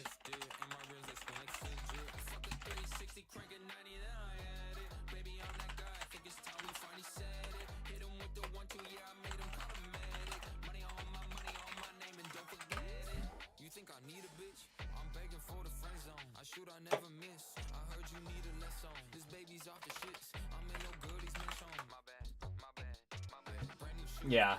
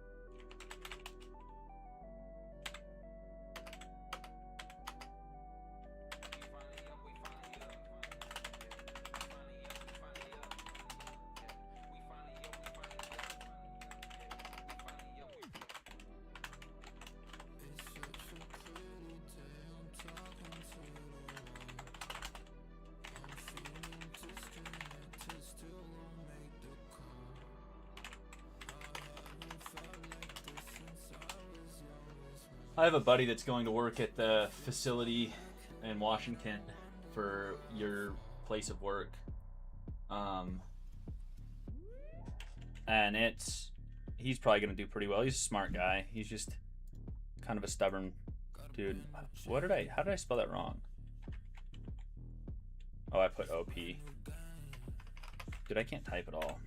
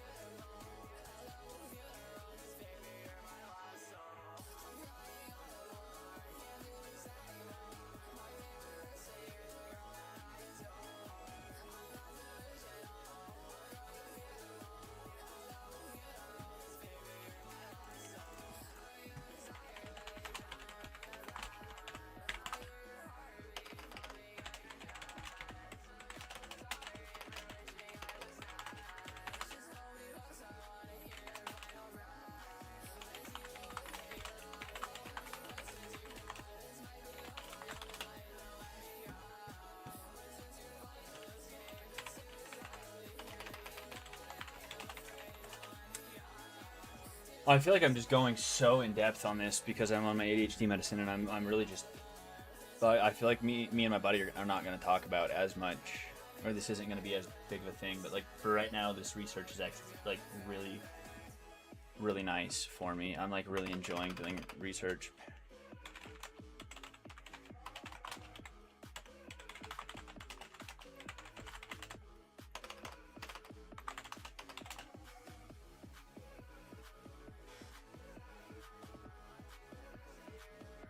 Yeah. I mean, like he's not dumb or anything. He's actually a very intelligent kid. He's really stuck in his ways on a lot of things, and it really gets to the point sometimes where, like, when I worked with him before, I was like, I really like this kid. You know, he's a great person. He's the type of person that would be like quite literally.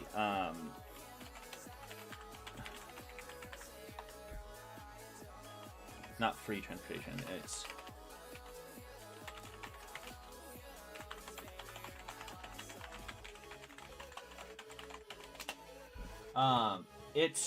he's just kind of hard to work with sometimes.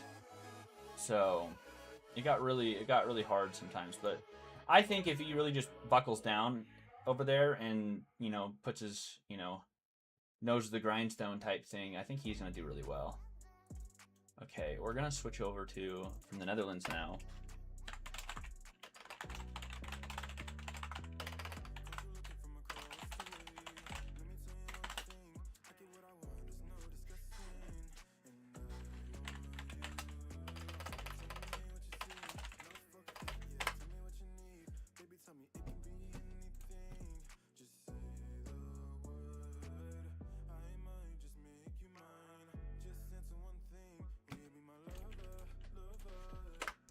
Oh, Sean Gray, it's my homie.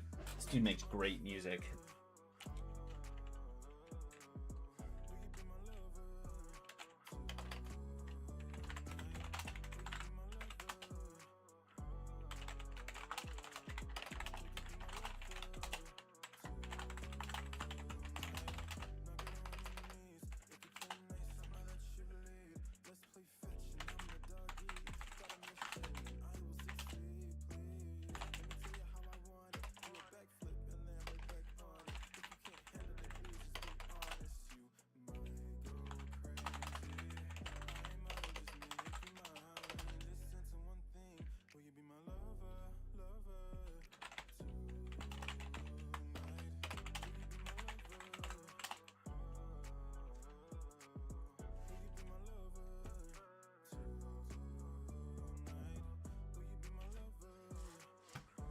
All right, I hope you have a great day at work. I appreciate you stopping by and hanging out. I'll get a hold of you either tomorrow or Saturday, and we'll play some games.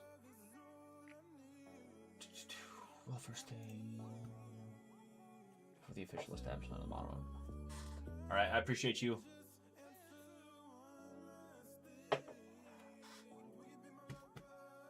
Century saw the emergence of new liberals and state intentions and to guarantee freedom and obstacles.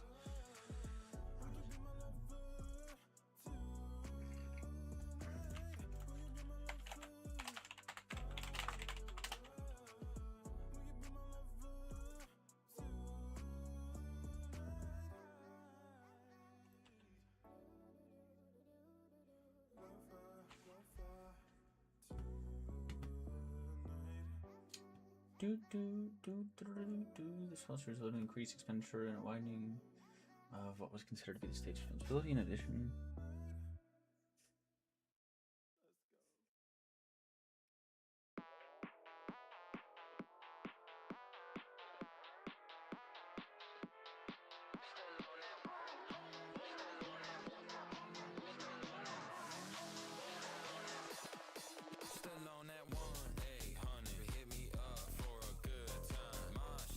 what is going on?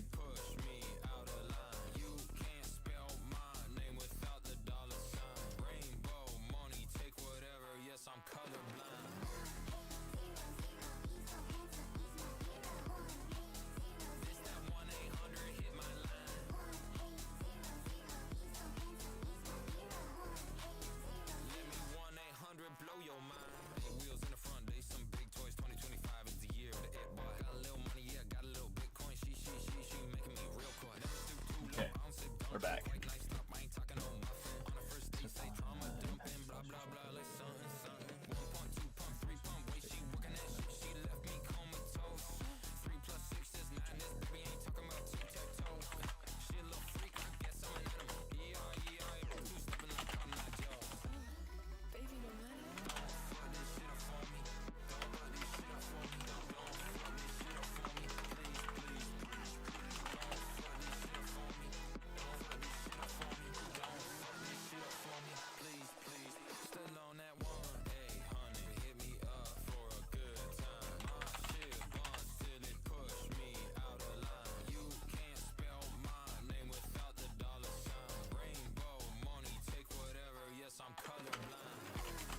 Hikes. All right, so I think a big thing right now is I've got enough information for all of this, and at least for the discussion for when he gets here. And until then, I really don't have a whole ton that I can do, but I can over here. We'll come here. Get rid of that. Let's refresh this. See if I got any messages from any employers. I did not. Come over here to spam, see if anything went to spam. No, nothing from spam.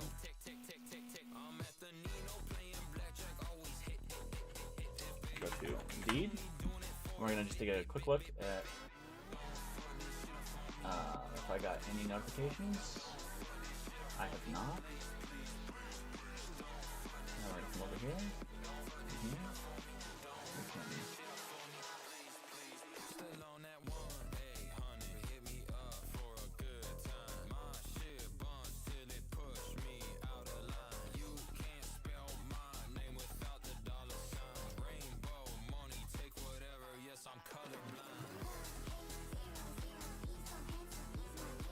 Okay, get rid of that.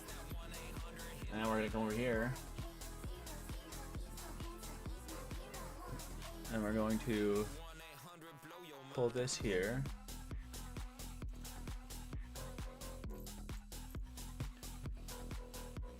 And now we're gonna work on the book.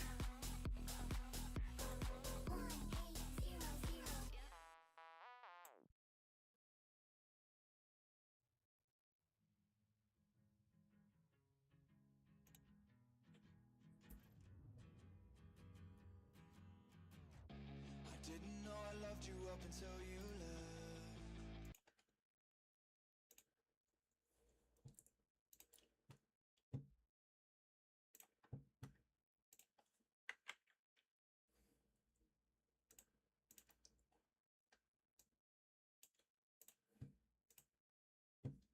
I could probably, honestly,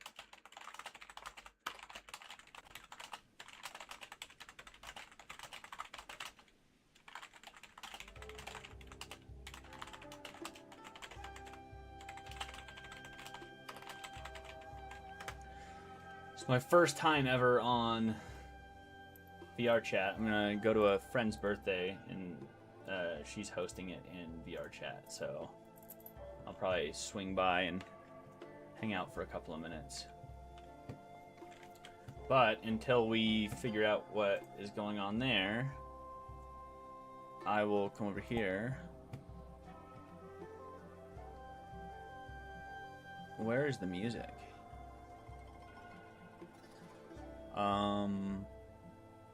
Where's the music?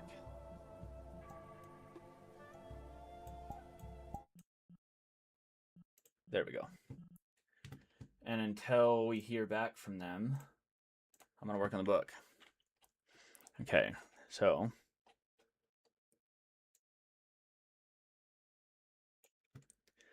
days passed as the cart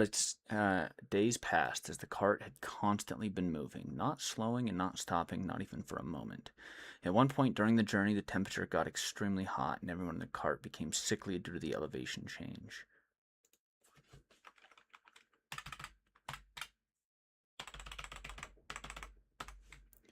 Your environment turned into a darker, more haze-filled view with only dead trees,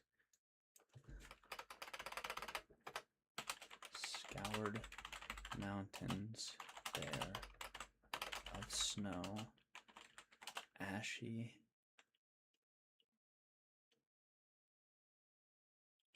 dust covering ground,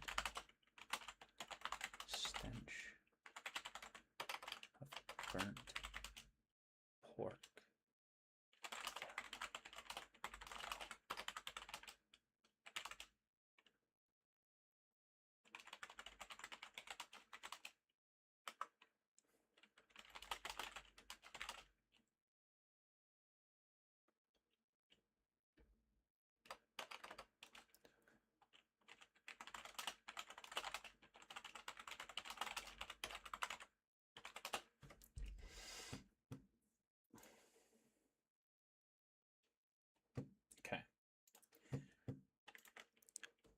Days passed as the cart should I do consistently?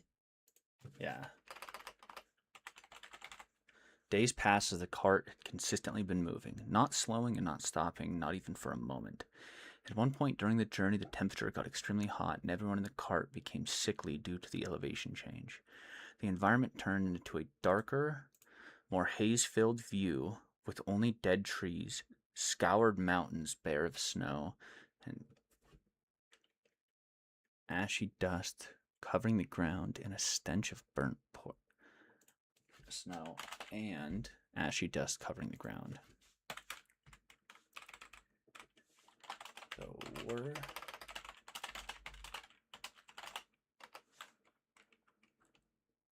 stench of burnt pork that lingered in the nose so aggressively it turned even the strongest stomachs.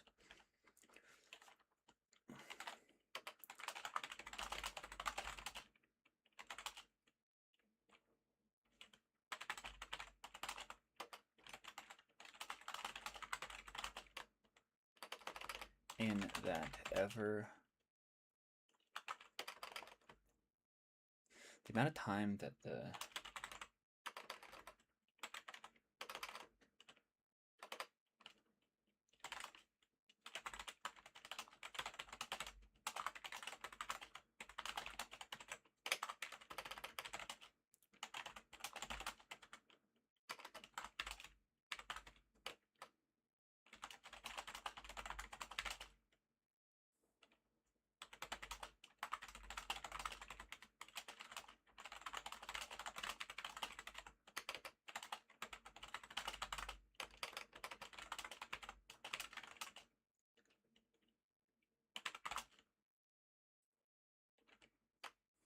Hmm.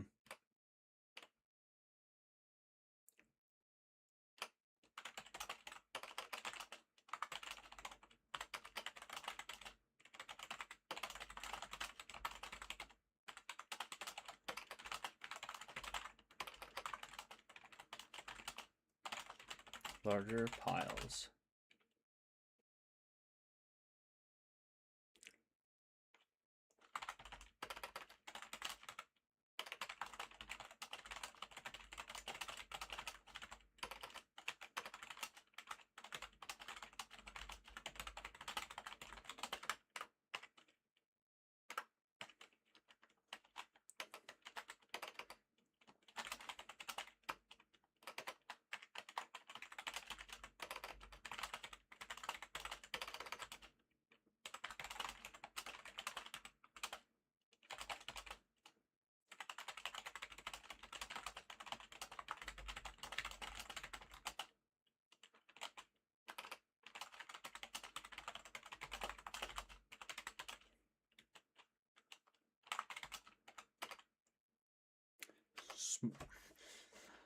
Okay, Cassie was woken up only a few days ago. He was unconscious for the vast majority of the ride.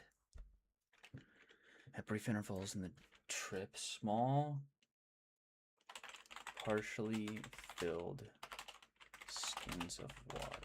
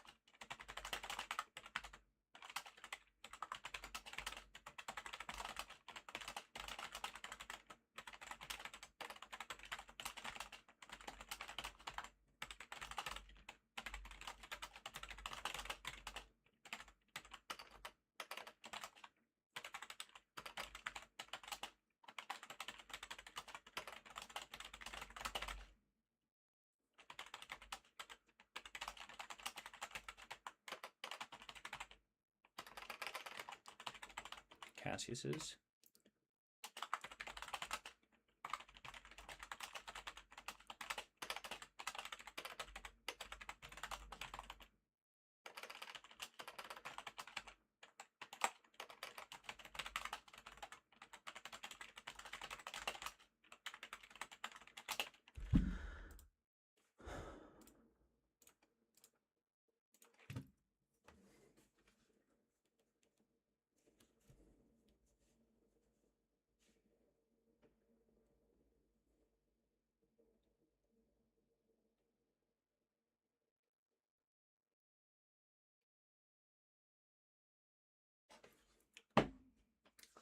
Okay, so Cassie said, well, we're gonna go.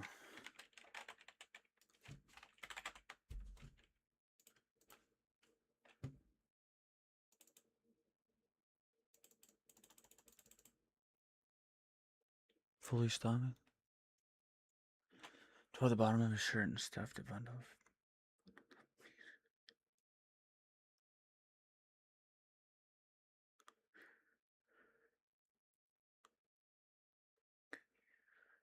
The cloth around the collar, Cassie said, hopefully.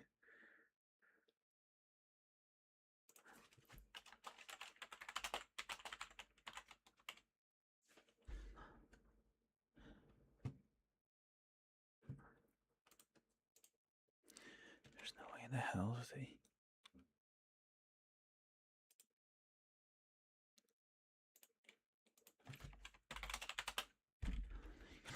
This makes no medical sense. The damage to his head, the damage to his ribs, the damage to his arm, the pain he had gone through. He shouldn't have at least woken up for a day. At the least, Kristoff said incredulously. The cart started to move again and pick up speed. I guess that big pocket's.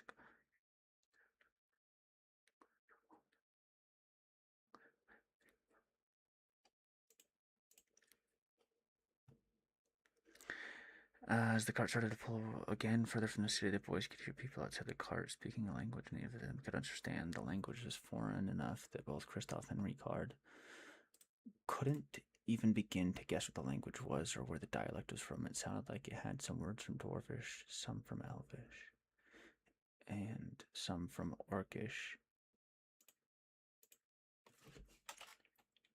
dialects. But the complexity of the words were so great that it was hard to even understand the words.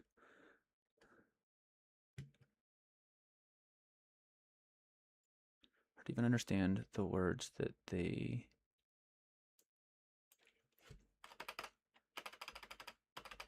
understand the words.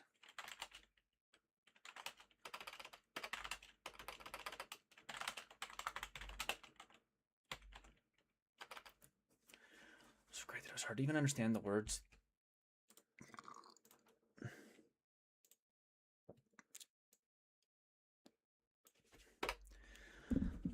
That it was hard to even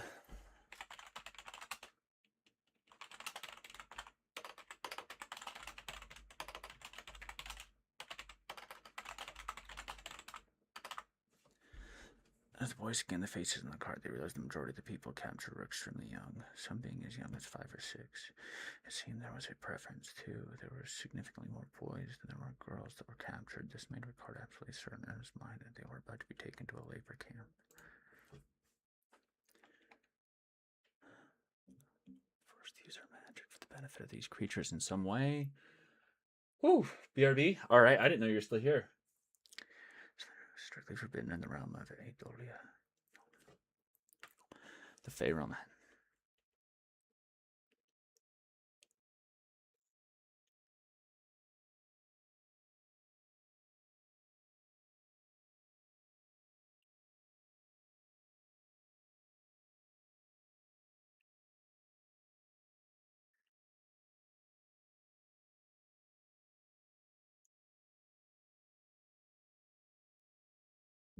Okay. Almost spilled my coffee.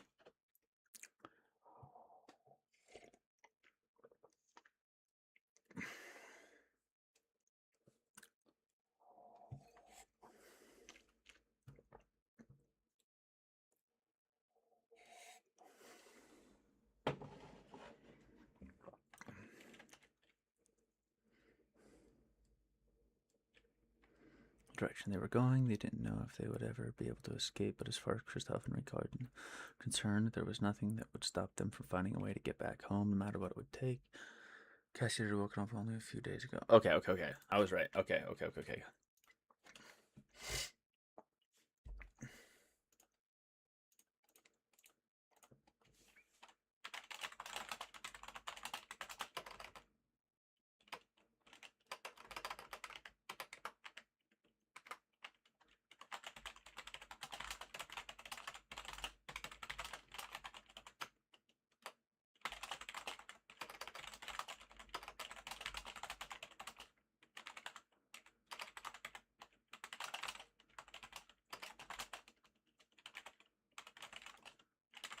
I can't type at all right now.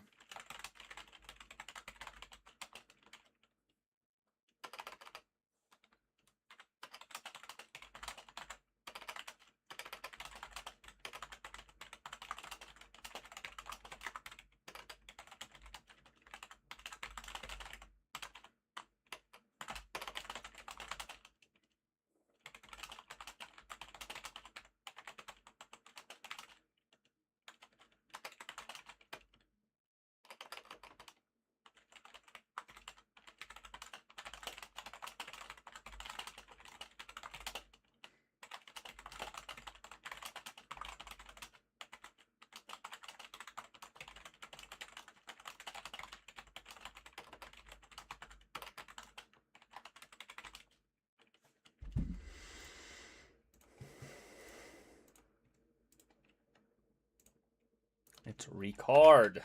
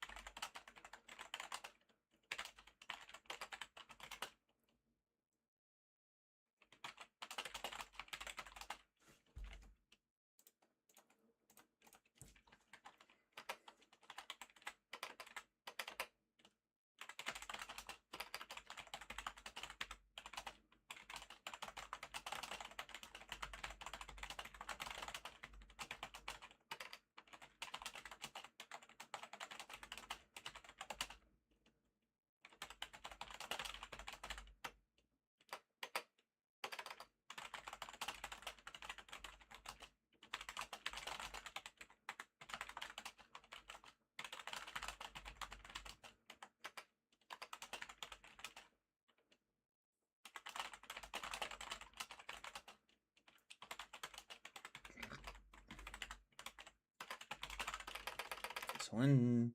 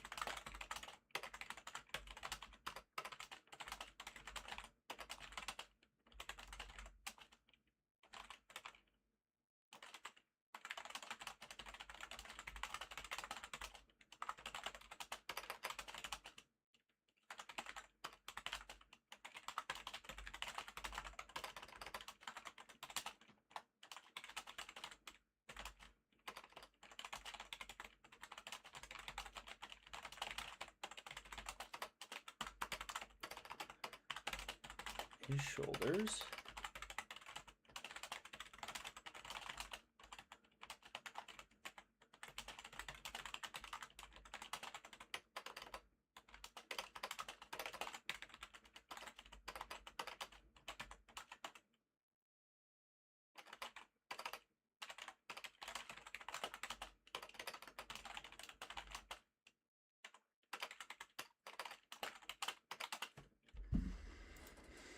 Why did I put a W there?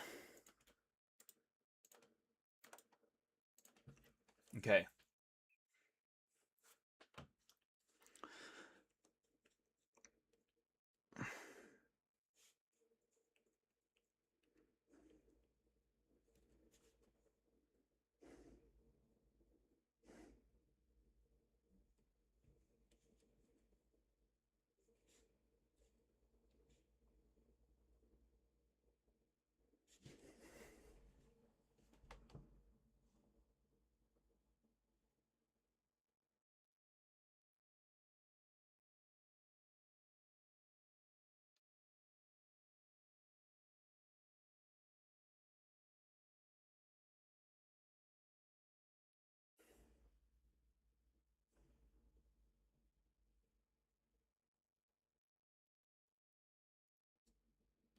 Okay.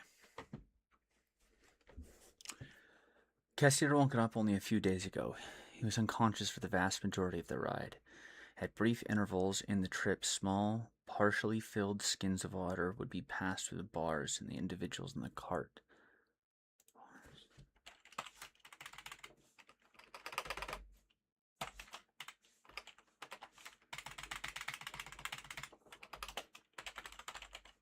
The individual prisoners in the cart nearly fought for the contents. It wasn't until Christoph had taken it amongst himself to ration the water to the individual occupants that there was enough to fully go around to all the prisoners. Christoph even took time to slowly pour water into Cassius's mouth and massage his throat so he wouldn't pass away from dehydration during the journey. Christoph and Ricard both looked out of the sides of the cart, continuing to try and survey their surroundings. The land and environment had become completely unknown to them, and they had lost any sense of determination when it came to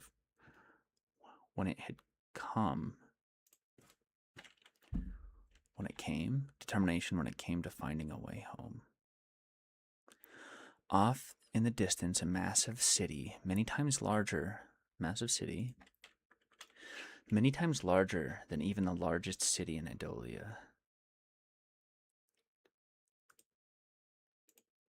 Off in the distance, a massive city could be seen. Many times larger than even the largest city in Adolia. Looking to the left and the right of the cart, Looking to the left and the right of the cart, out from behind the bars, they could see the city slowly growing as they got closer. Hundreds and hundreds of miles across.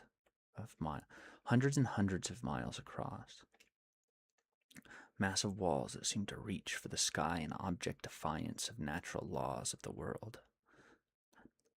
Of the natural laws of the world. Woo! Buildings behind those walls. Can I see it all come from a few days ago? He was unconscious for the vast majority of the ride at brief intervals on the trip.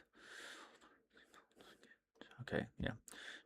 Buildings behind those walls seemed to reach endlessly into the sky as well, as if they were in direct contest with gravity. Some of the buildings were long and slender, boxy in shape, and others were sharp, cylindrical, and had large branching arms that looked like they shouldn't be supported by the type of architecture that was being used to build it. Okay.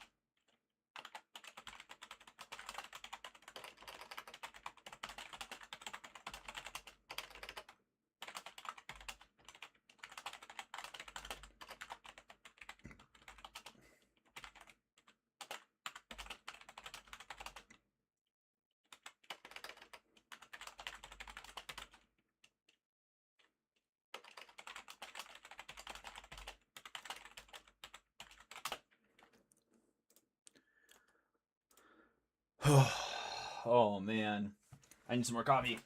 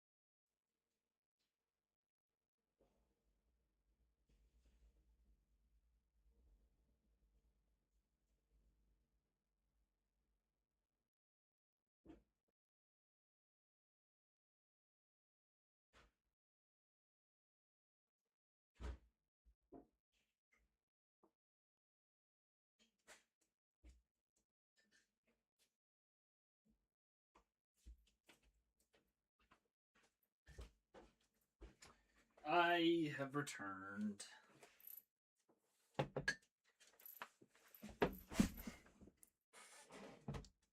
Okay.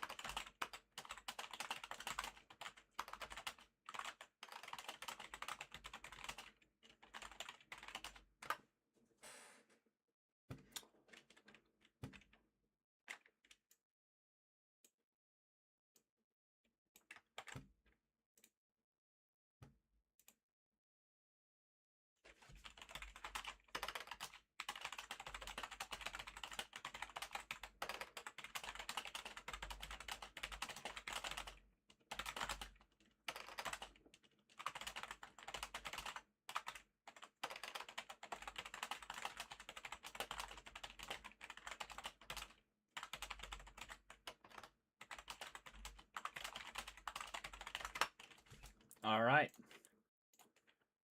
Okay.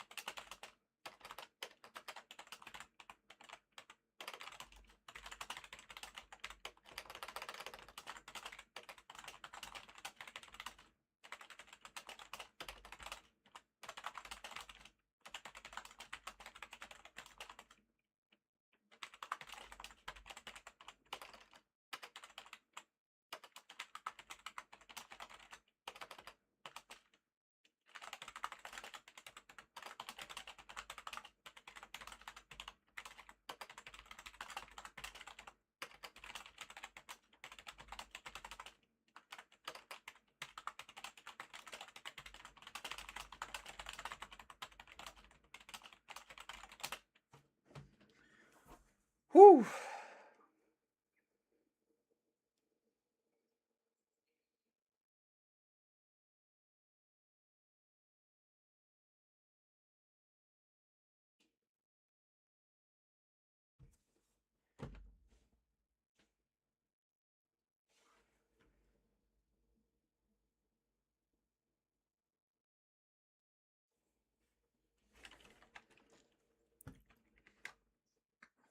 Okay.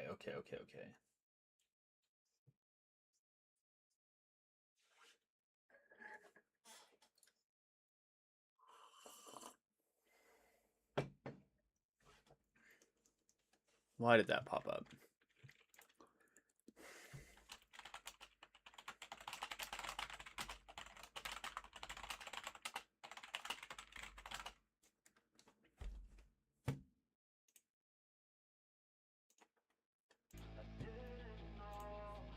I didn't know I needed all the lies you said. You say you love me and you said there's nothing you wouldn't do for me, but you left me lonely. You left me bleeding. I'm next to you bleeding. My heart needs some treating. My throat needs a squeezer.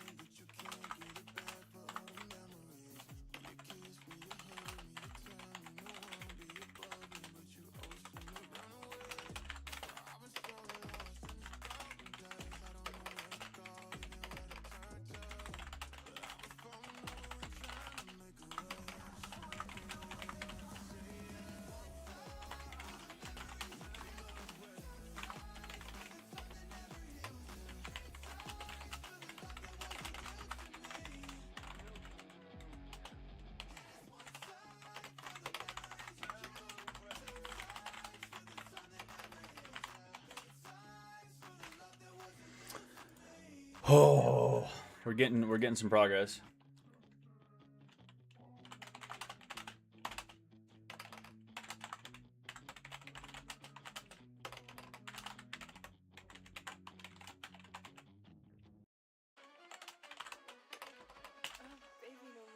We taking off, we go like real.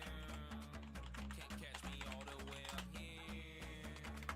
Look at her front, I see the rear. Balls out, yeah, I'm looking at the view, trying to take it all in.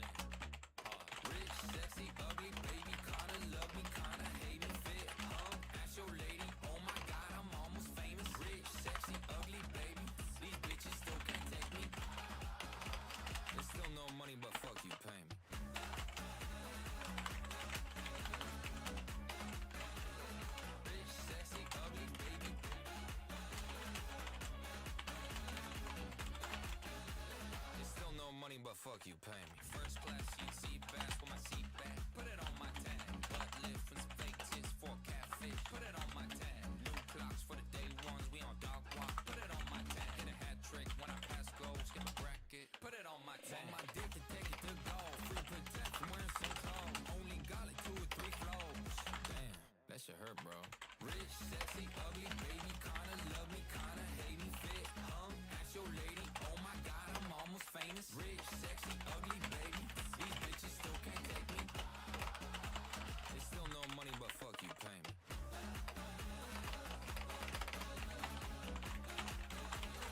Rich, sexy, ugly, baby.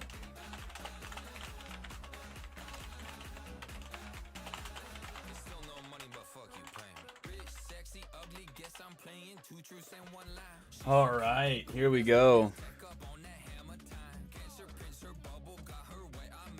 After I finish this page and the next page, I think what I'm going to end up doing is I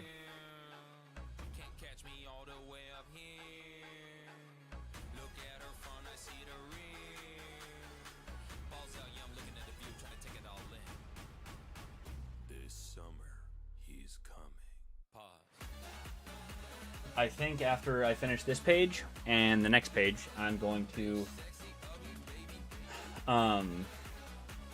go through and read all of this just so I make sure it sounds good.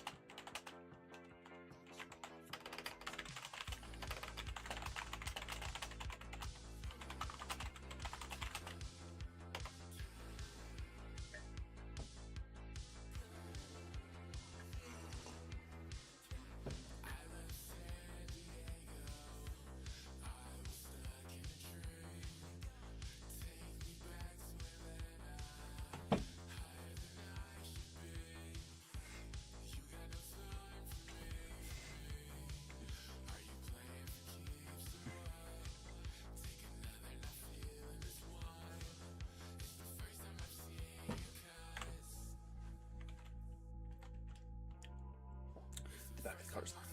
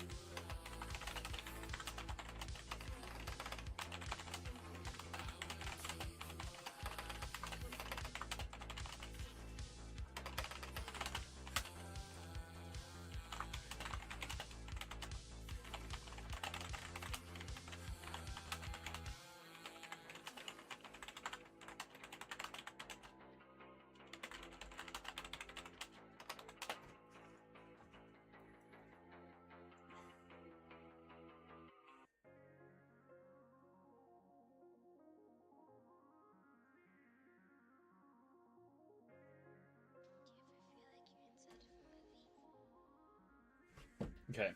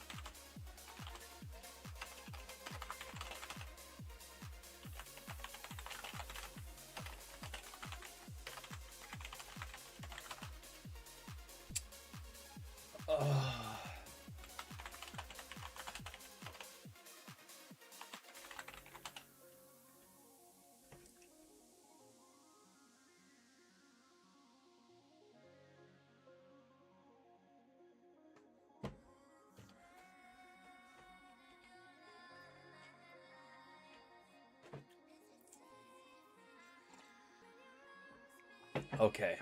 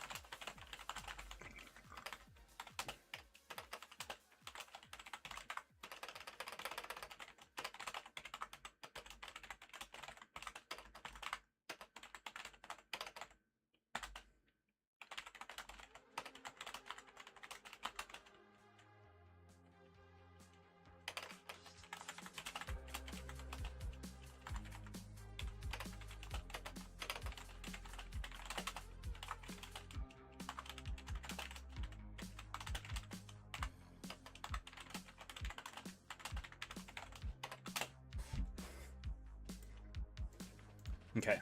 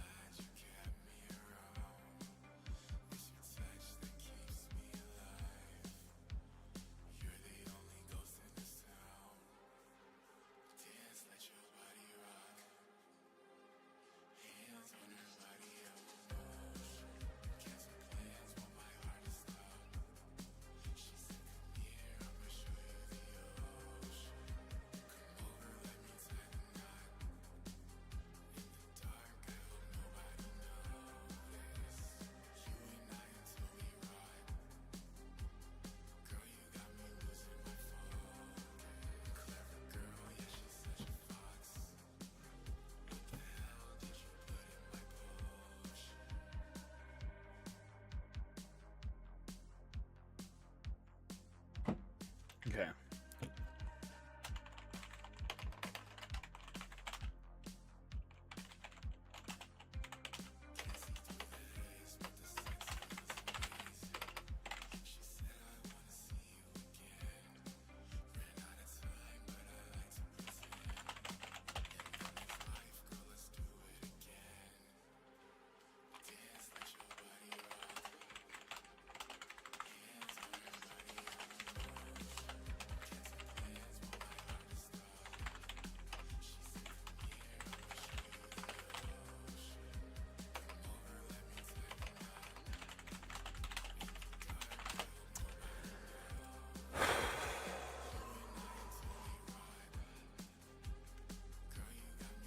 That's dirty George.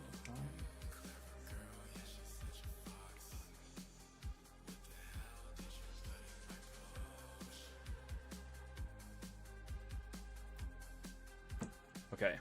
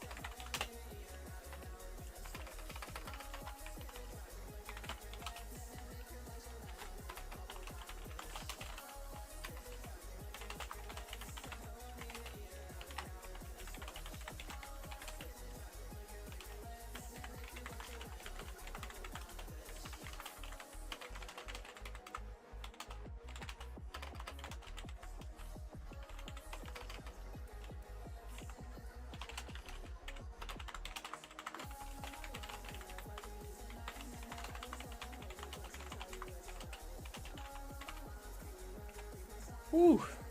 I'm back. Welcome back.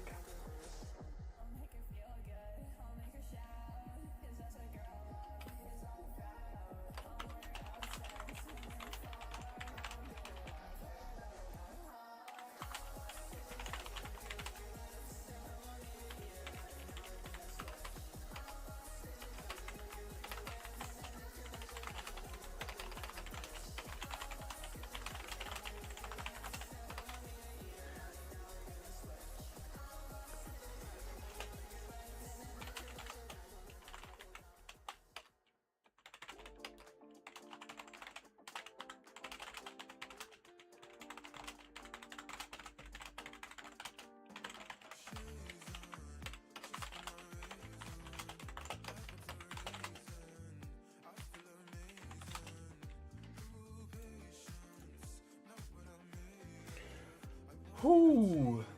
Yeah, this is the book I've been working on. I've currently just wrote almost 2 pages now. I'm going to try to finish this page right here, and then I'll probably hop off for a little bit and go say hi to a friend who is currently doing like a birthday thing on some video games. But I might try for another 2 to 3 pages. And then I'm going to come back later tonight after I finish making dinner for everybody in the house. I'm going to come back and try to write at least 15 pages tonight. So we'll see how that goes. But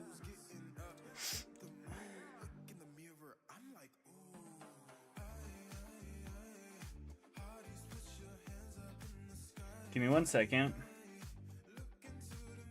I have a buddy that's trying to help me figure out some, some job opportunity stuff. But I already got so many applications and interviews and whatnot set out and set up that I think I'm going to be okay. I think I should be good here in the next 2 weeks. I'll have something lined up.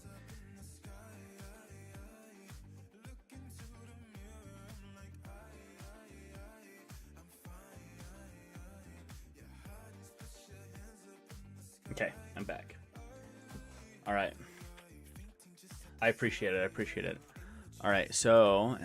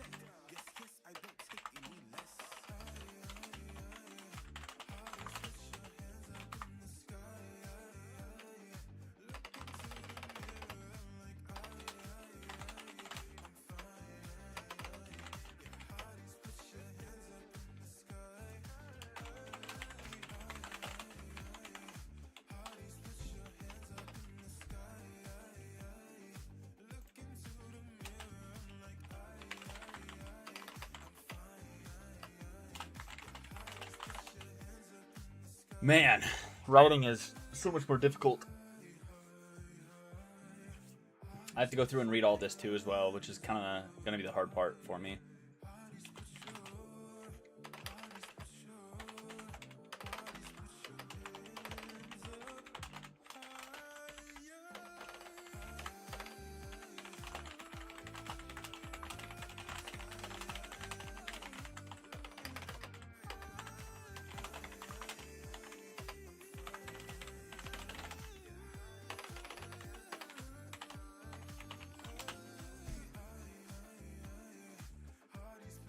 Oh, thank you for sharing the live. I appreciate that.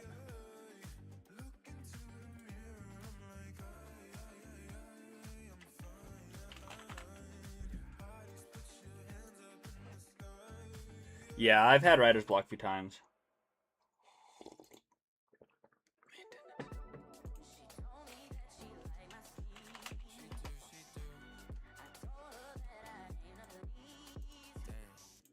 Okay.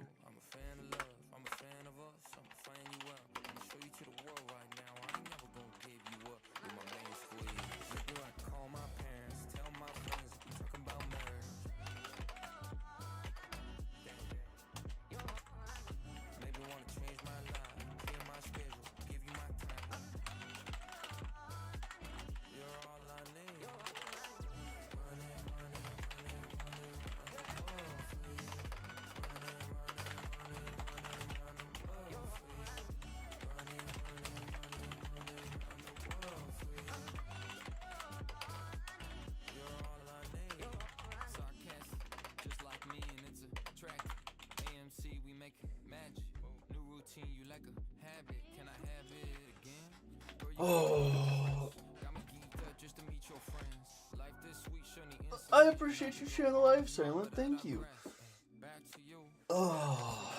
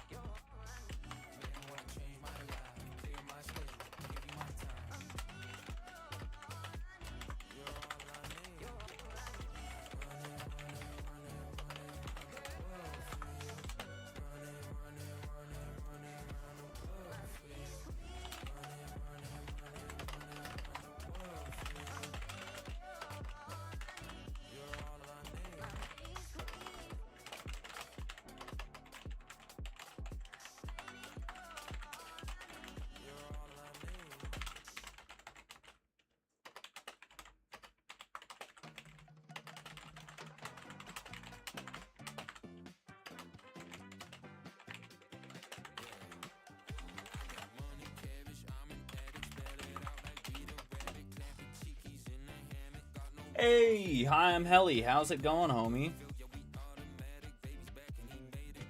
Make sure to take a break to relax my eyes. True. True, I probably should do that here before too long.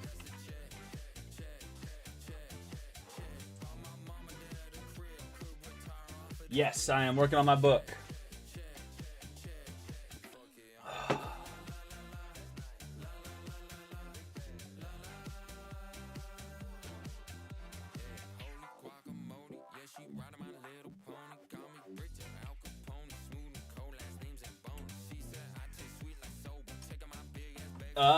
It's a fantasy book.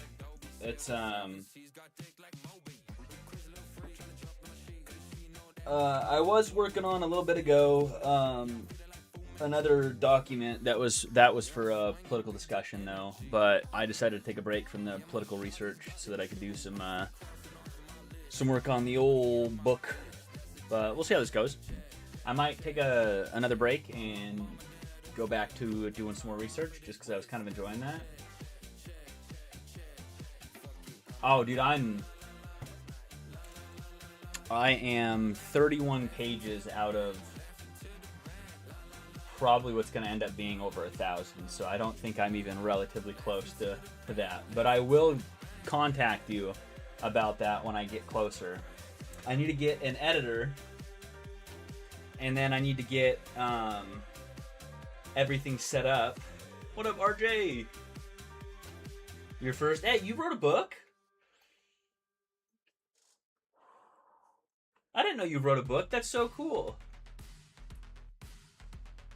What was it about? I'm just doing like an epic fantasy style, but...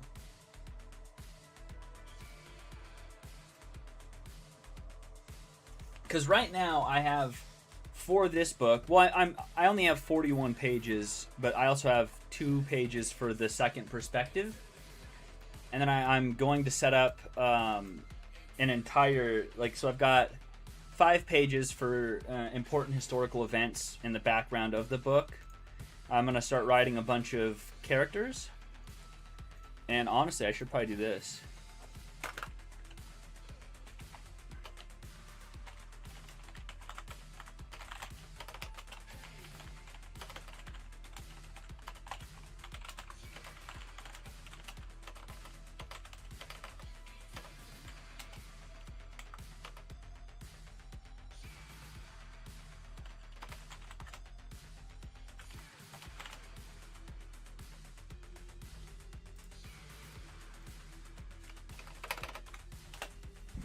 So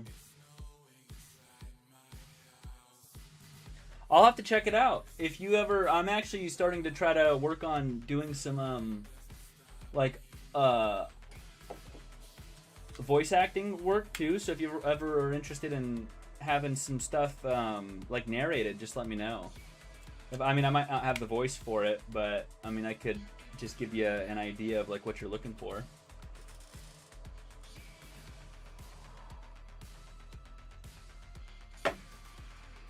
I've got a pretty good mic. I'm gonna whisper into your guys' ears, so just a heads up. I'm trying to get it set up so that I can read like this and have like nice crisp sound for the audio. I don't know if that sounded very good because I've had to adjust it like 15 times, but I'm getting things set up so that I can be nice and crisp for the reading. So, but yeah, what was your book about? Like, what was it? Like a sci-fi, fantasy? Was it, you know, nonfiction? Was it fiction?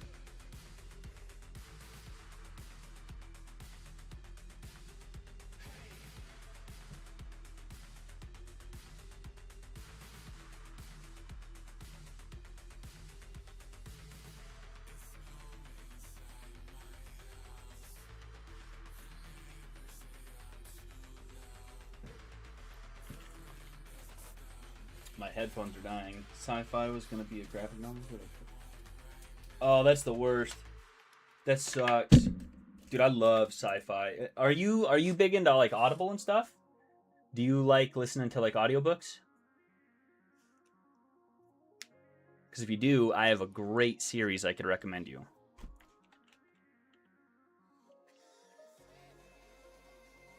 You read? There's still a great series that I could recommend you. It's called the first one's called Columbus Day. It's a sci-fi story about aliens that come down and attack the planet, and then another species attacks those aliens attacking the planet, and that second species kind of comes to the humans and is like, hey, we're going to take you and the military out to one of their planets and we're going to hit them back. And humans are like, yeah, let's do it. Let's, you know. And it ends up becoming like a super in-depth, like, galactic book. There's like 28 of them. And it's just amazing.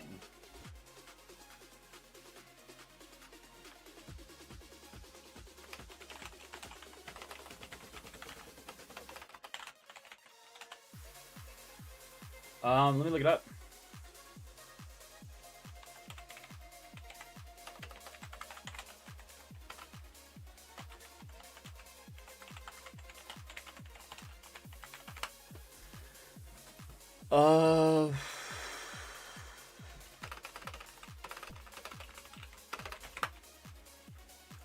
So there is 19, but there is a Trouble on Paradise novella.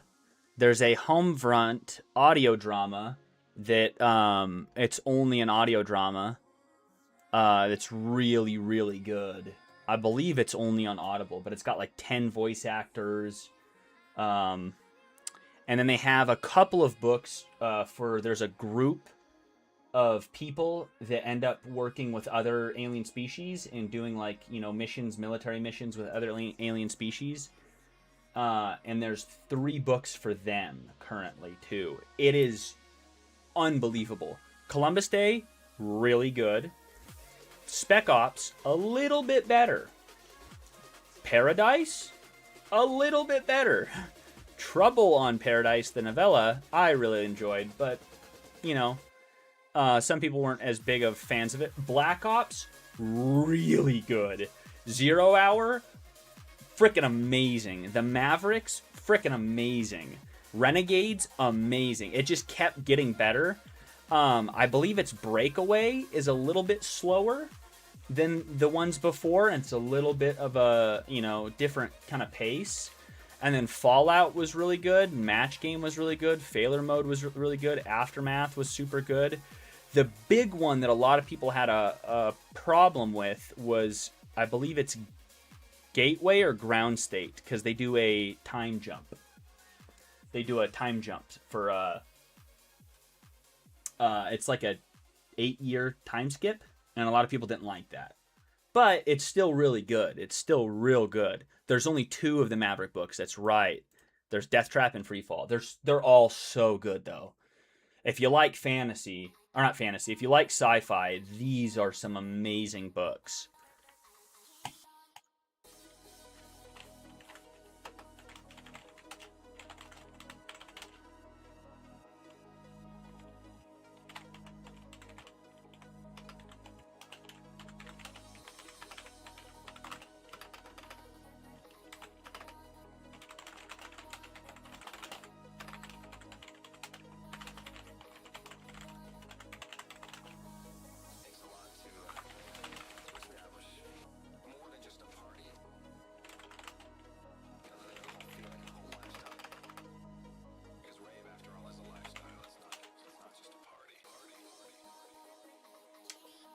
Do it, man. I appreciate you stopping by and hanging out. I hope you have a great rest of your day. And throw me a DM with the title of your book. I'll definitely check it out.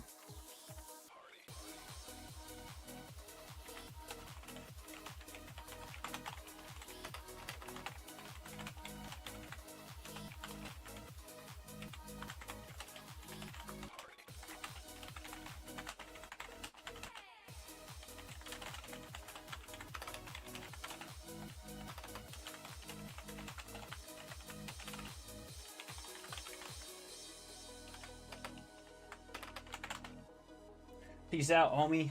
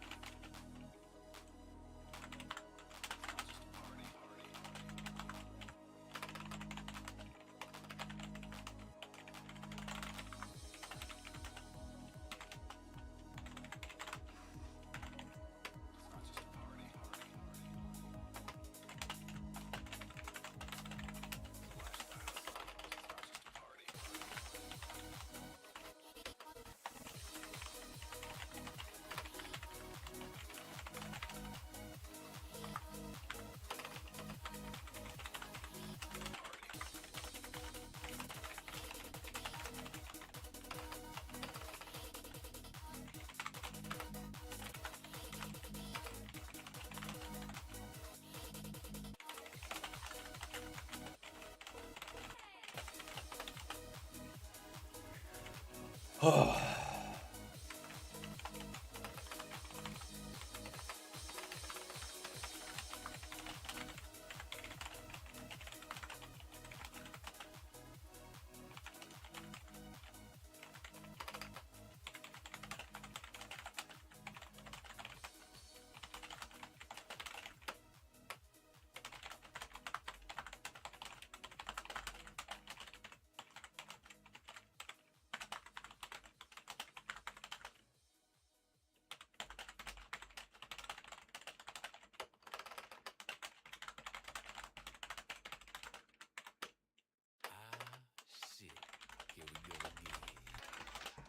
Oh my goodness.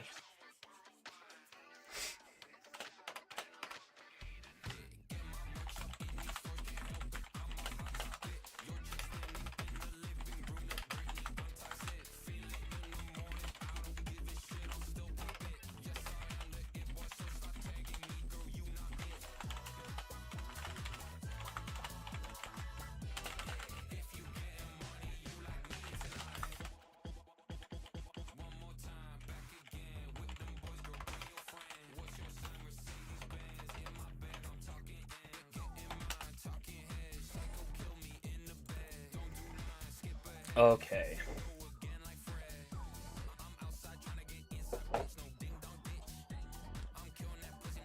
Oh, I think the main thing that I'm struggling with for the most part when it comes to getting everything set up for my book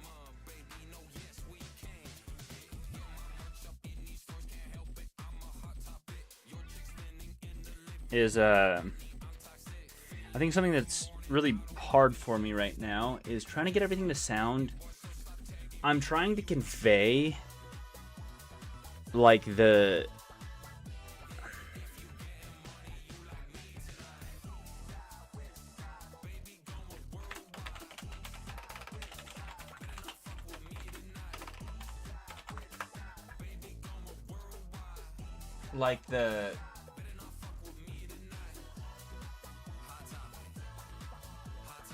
I don't know how to like really put it into words. It's kind of like I want to have like an unconventional sense of like how everything is being shown, but at the same time I really want to dig in the fact that this camp that he's being forced into and like what's going on is like horrific.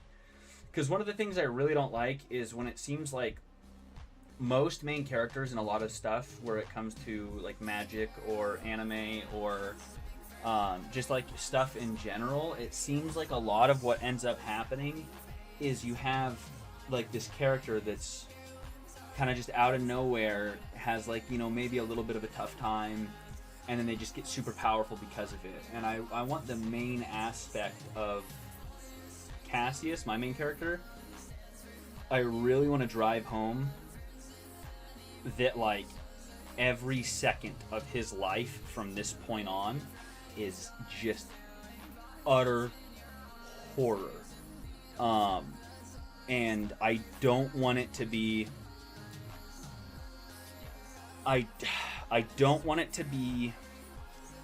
I believe I have Cassius.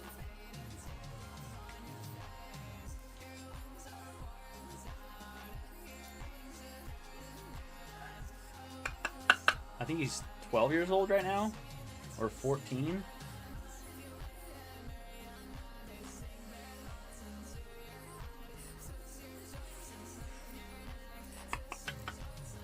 I should probably write this all down.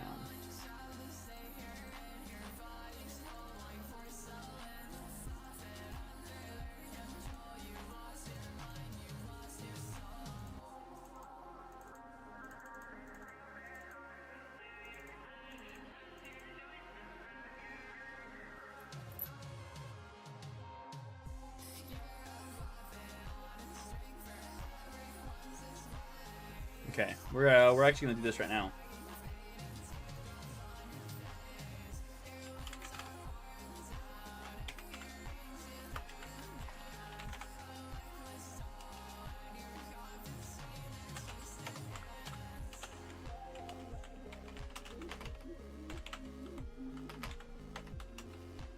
We're gonna start working on character sheets and stuff right now for everybody, so.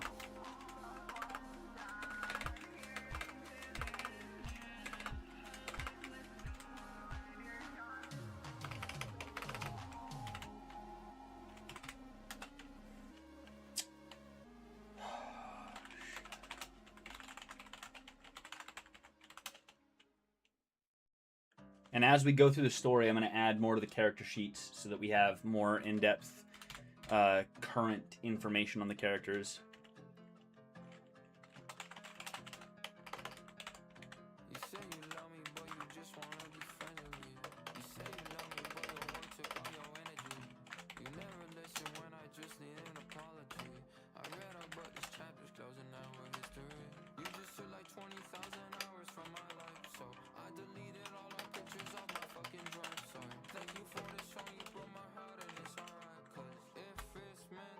Is it? It is 2 S's.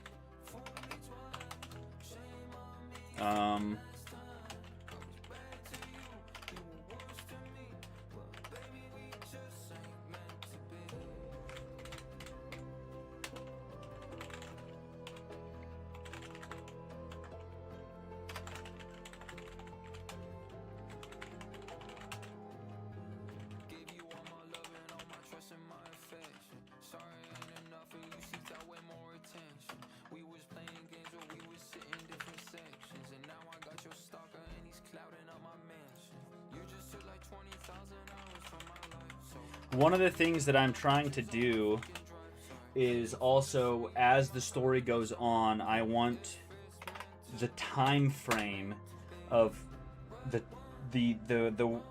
damage to the universe that they are in, which is Elrakia.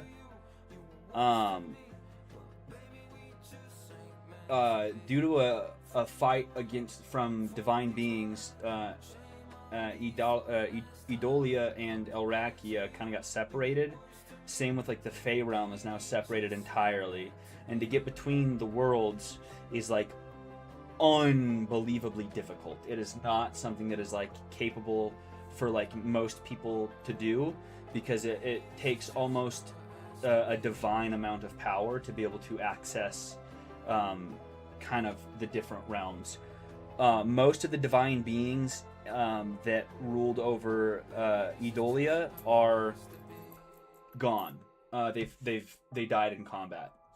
So like the elves, the god of the elves passed away. The god of the dwarves is still alive, and the god of the humans is still alive. The god of the orcs is gone, and the god of the like fey creatures like the centaurs, minotaurs, and everything, they're all gone. So the only ones left that we know of, quote unquote, is 2 of them. There is one other divine entity that is alive. These are like actual gods, not like their children and like the angels and stuff that are there. There's a few angels left alive. Most of them are like trapped in areas that they can no longer, like they can't get out of. One is trapped in Elrakia.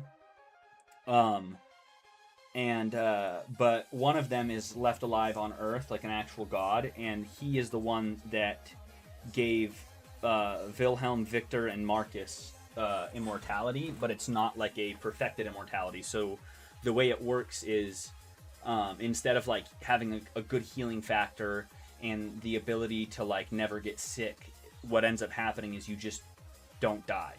And so like you could get cut in half and you would just, they could put your 2 halves together and you know you might be able to like heal from it eventually after like years, but it's like they're you know thousands of years old and they're just miserable, and they've been miserable because of like just the horrific stuff they've been through.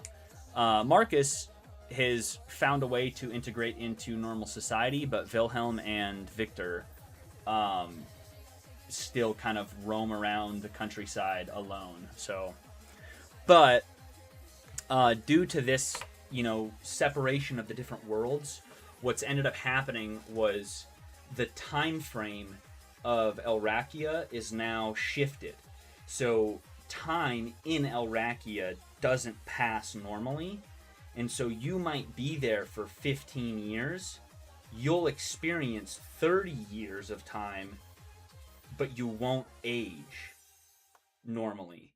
And then the outside world will experience like 40 years, depending on what part of the other realm you're in. The Fey realm is still semi-stable due to the fact that most of the divine battle that happened was in Elrakia.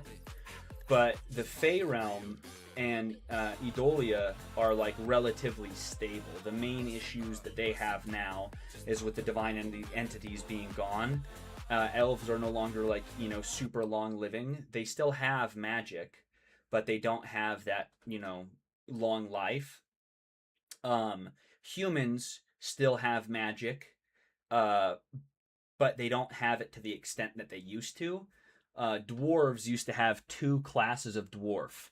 There was the regular dwarf, and then there was the highborn dwarf. A highborn dwarf is, just think of like a picture of a dwarf and then click on the corner and drag it up. They were normal dwarves, but they stood at like 15 feet tall. That was the majority of the dwarves, but with the dwarven god being kind of gone in a sense, now they don't have the size, and like the orcs don't have their ritual powers as much anymore. So like the whole world of Idolia has felt the effects, but not like they have over in Elrakia. So for example, Cassius could spend 40 years here. He would age 10 years, and then outside everybody else aged 30 years. So by time he would get out to meet with his family again, he would be the youngest now out of his family. So it's really, really like, I'm trying to like balance all of this. Along with it, I have a second perspective that I'm writing at the same time of a character named Sebastian, who is the son of the king in Elrakia, but he is the son of the king and a elven like slave. And so he ends up being shunned by his people because he's not purebred. And then because he's not purebred, like he's treated equally as a slave. And he escapes Elrakia, but when he gets out to the real world, like not the real world, but when he gets to and you're a burb, hell yeah, brother. And when he gets to Idolia, he ends up trying to like integrate into the life of like humans, but he has the appearance of an Elrakian, but he ends up spending time trying to like show them, hey, I'm here to help. And then he goes through and attempts to basically find a way to educate, you know, regular humans on like the way of life of the Elrakians, their military aspects, their strengths and weaknesses, and how to fight against them. So he ends up kind of taking the place of Cassius in a sense, because now Cassius is living the life of a slave in Elrakia, and Sebastian ends up living the life of a normal person in Edolia. So I'm trying to balance it all. It's just a lot, and I have to go little by little by little, just so I make sure that I don't like bury myself with too much information where I can't then flesh it out later. Because if I flesh it out too soon, then I back myself into a corner and have to write it a specific way. But if I write it and then slowly build on as I'm writing, I can just like a tree branch, I can slowly branch out. So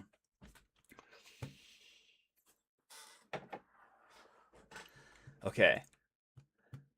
So I need to get back to here. I want to finish this page and then I'm going to take a break. I'll be back on later tonight though. I just got to cook food and then go to a birthday party. So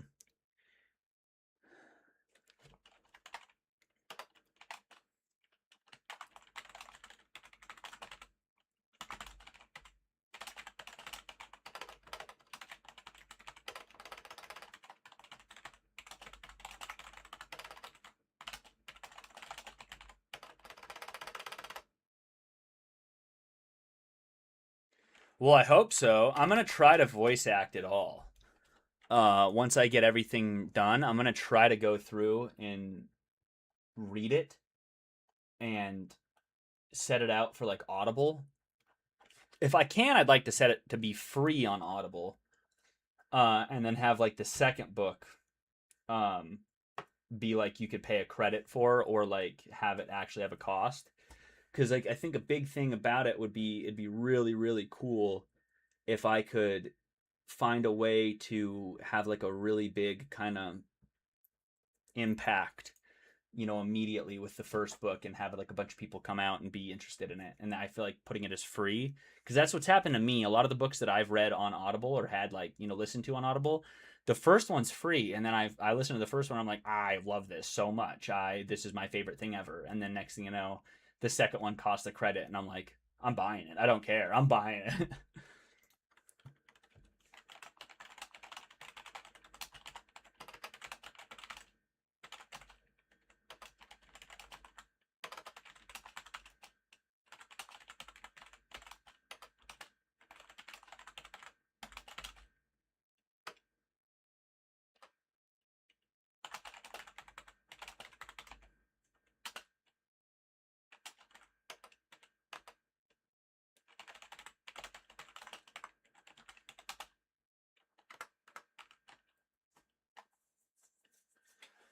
It's going to be a long time till it's out. I do appreciate that though. It'll be a long time till it's out. I'm going to do my best to put a ton of work into it over the next couple of weeks, but I think that it might even be still over a year before I'm ready to publish. I mean, this is my first book and I want to make sure I do as good of a job as I can. So it's going to be really difficult. I'd never thought that, writing a book would be so hard to do, but it's way more than I expected. Definitely way more than I expected. Okay, we're gonna stop that. We're gonna come over here. Come over here. Don't want to ask YouTube. Yeah, I have so much more respect for authors after going through this. I mean, it's just insane.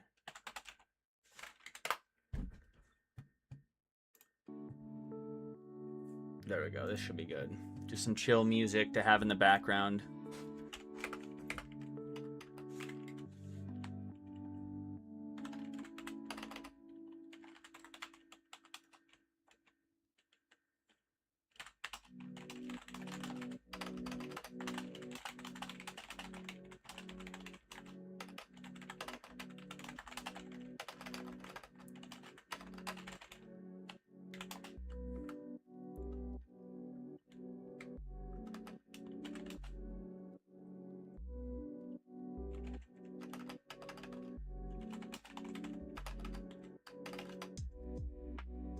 Oh, dude, you're all good. You're all good. Hogwarts Legacy is amazing.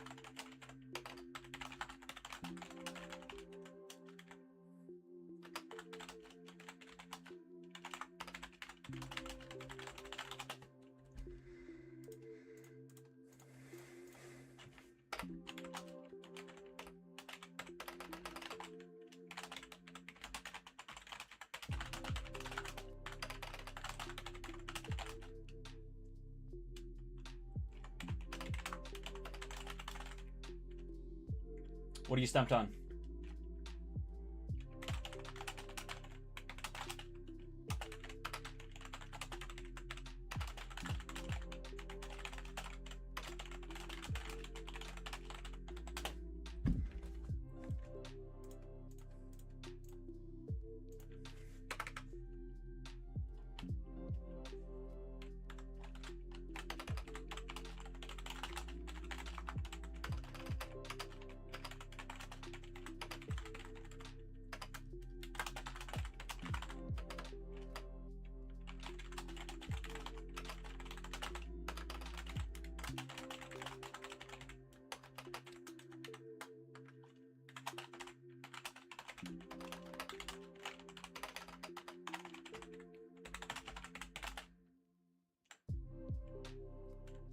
Oh, you're all good.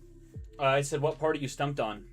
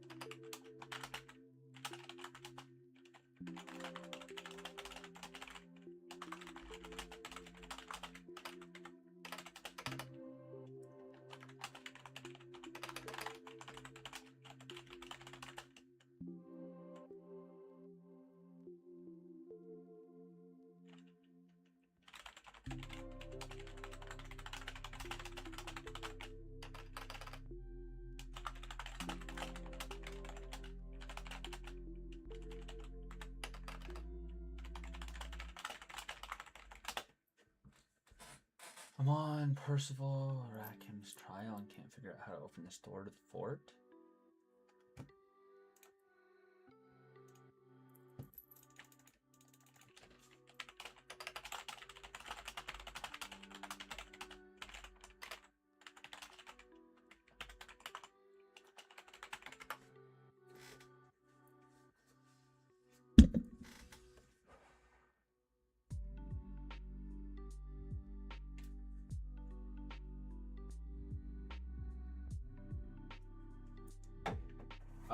Head to the ground floor inside the tower. After speaking to Rackham's portrait at the top, interact with the glowing spot of ancient magic on the floor near the entryway to reveal and open the magical archway.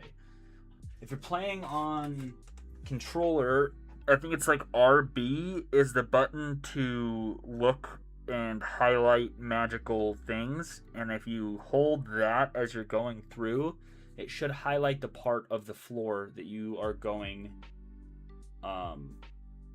that you're going to need to interact with. I'll be right back. I'm gonna use the bathroom.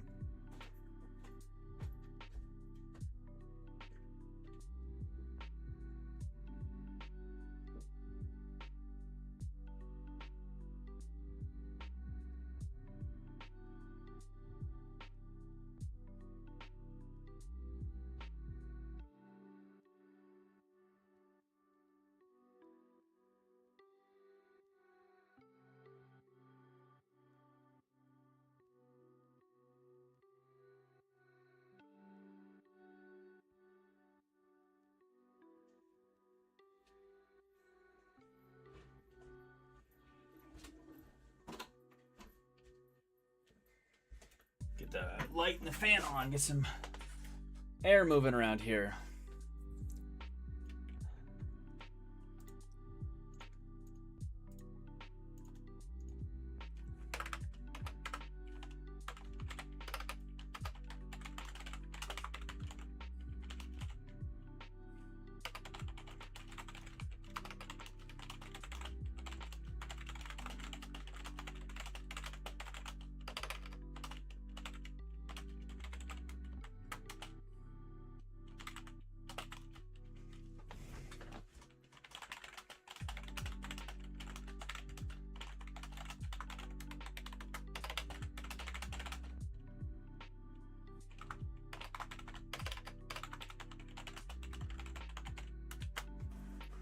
Okay, thanks. Turns out there was still a goblin about, which it's still being alive hadn't triggered the... Okay.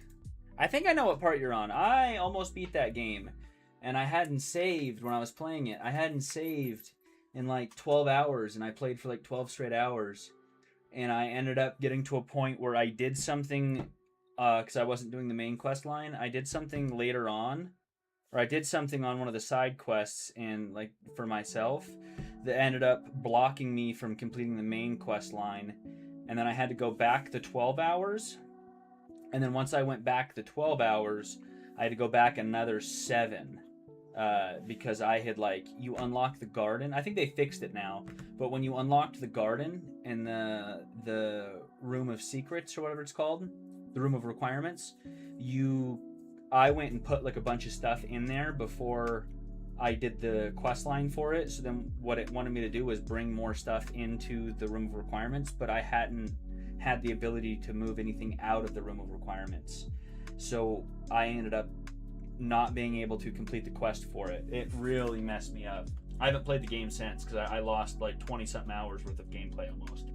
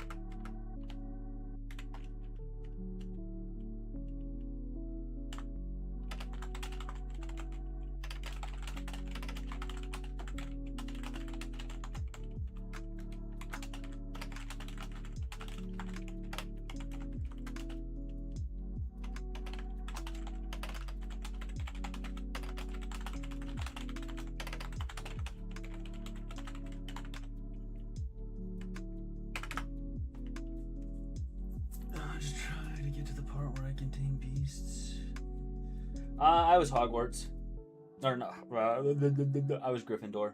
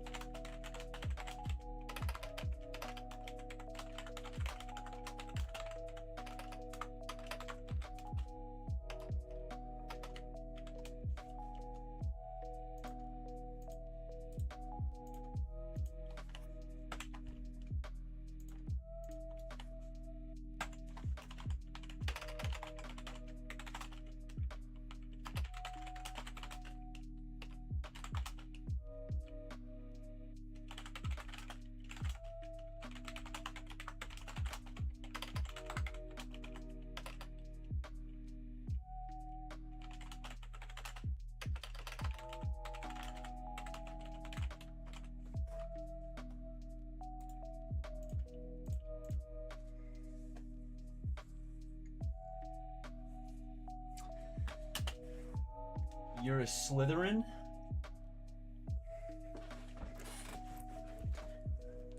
I think I've done a bunch of the tests because I was really into Harry Potter for a while. I did a bunch of the tests. I've got Ravenclaw once, and then like Gryffindor like 15 times. So you would take me in a duel? Ooh, I got a spell that'll knock you silly. I tell you what, you wouldn't survive it. I got the best spell around. I'm telling you right now.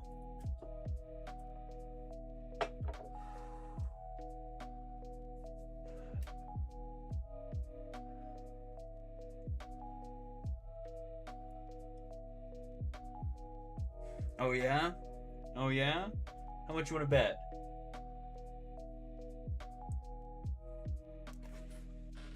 With the mystics you dare, I make you allergic to air.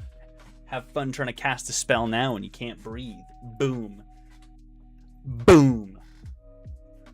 You're donezo.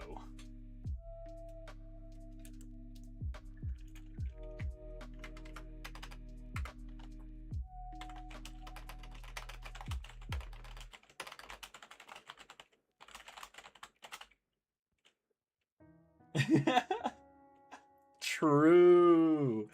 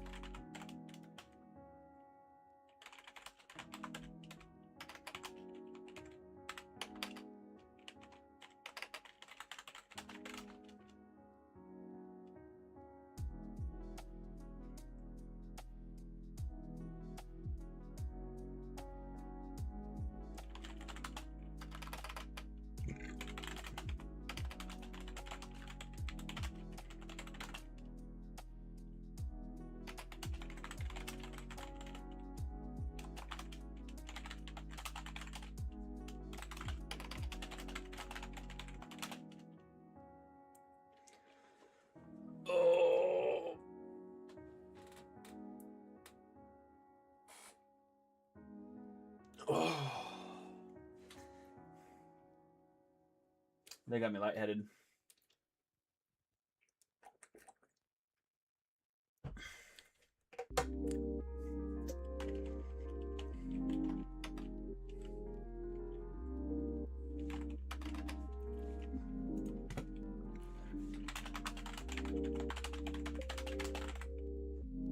It's your newest spell.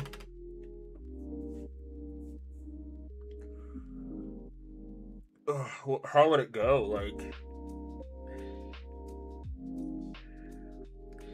despair and pain. Here I cast simulation of Kurt Cobain. Do it like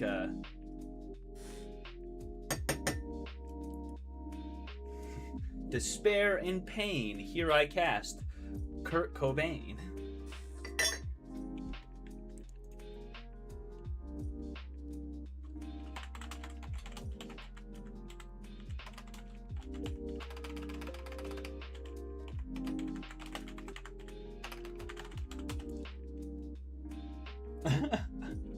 Heck yeah.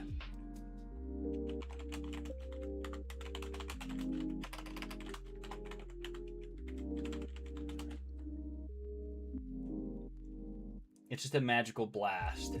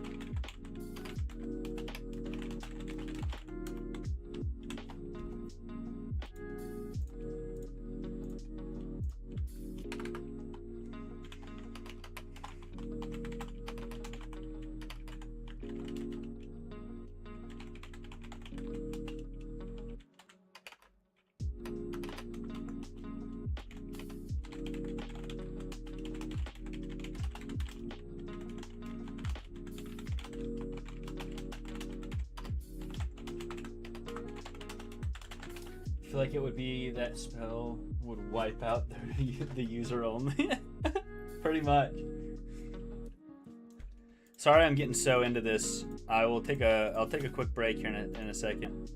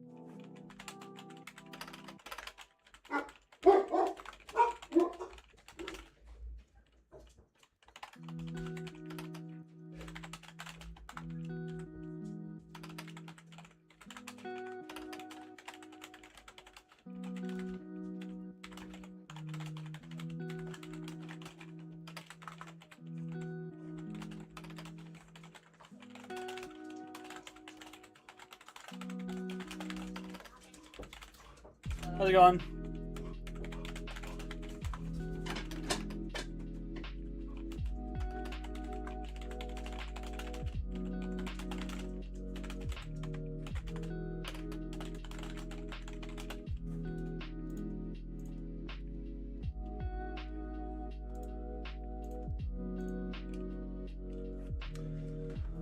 Oh, man.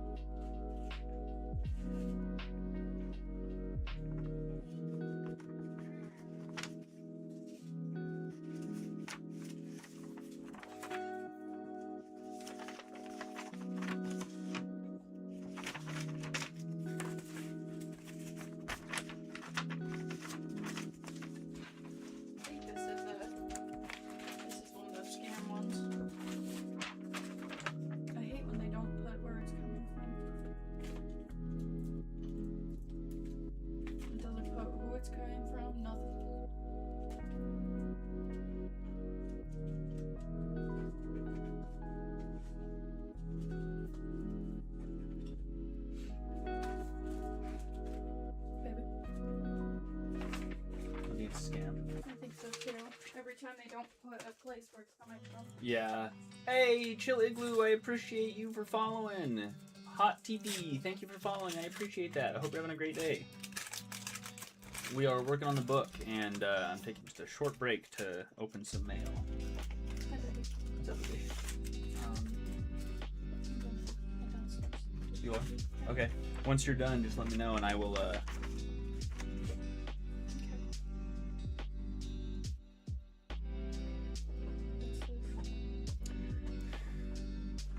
This is an accident. They were not supposed to send me this because this is saying that I quit my own business. Weird. Yeah, I put it because the way they had it set up was weird, so I'm gonna have to call them and talk to them about that. So, give me 1 second, y'all. Open this last one. I'm gonna have to go over all this information tomorrow when I'm doing laundry.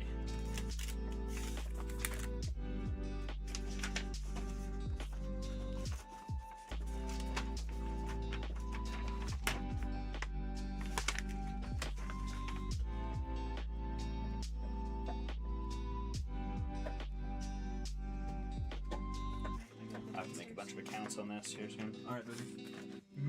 I love you. I'll get this all figured out tomorrow. It says that I am eligible. Okay. Yeah. Good. Okay. Alright, let's get back to this.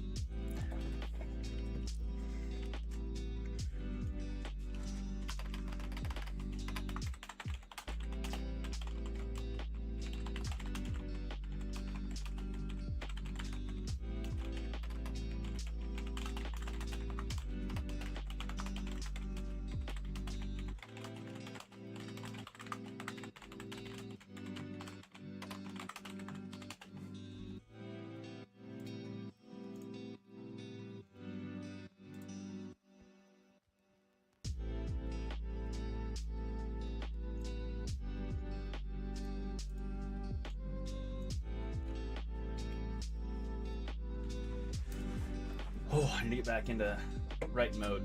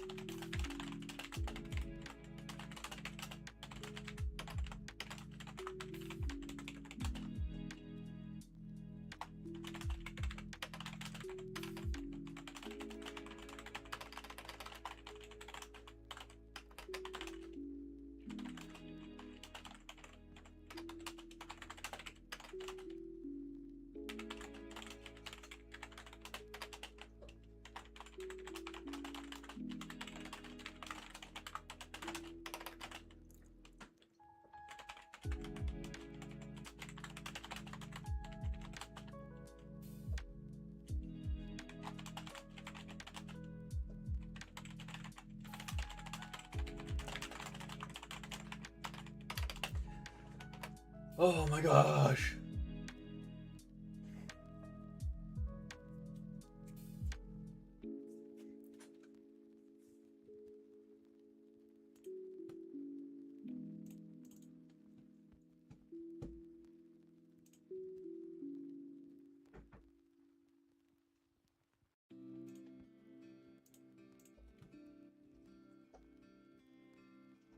I don't know why this isn't working.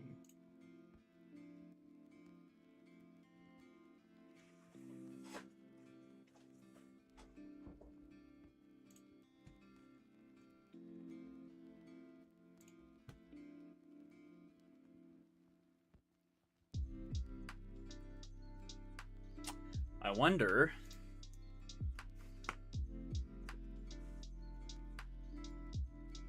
The alert box is turned on.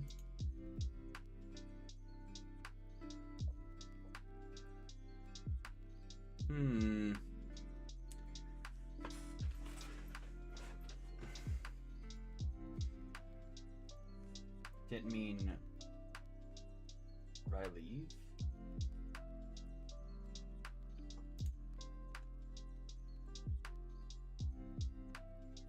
Oh, I'm chilling right now. I'm still chilling. I need to come here. And then I need to manage on web.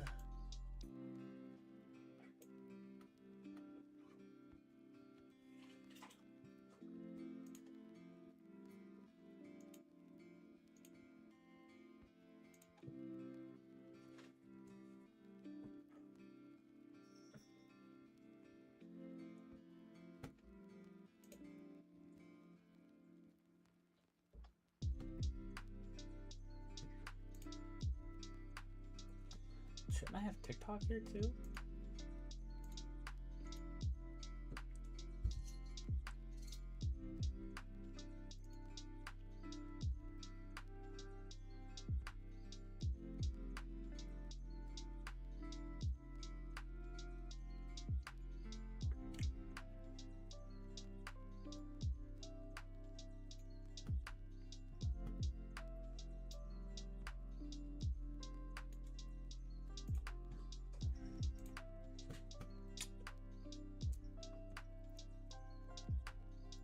Yeah, why is none of this showing up?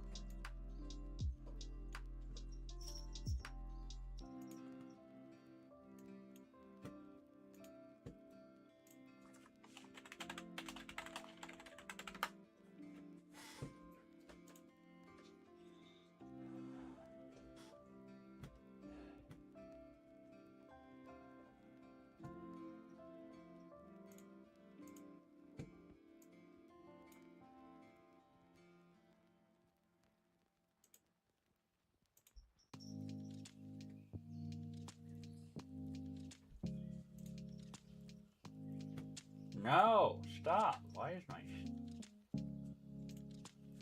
creator tools?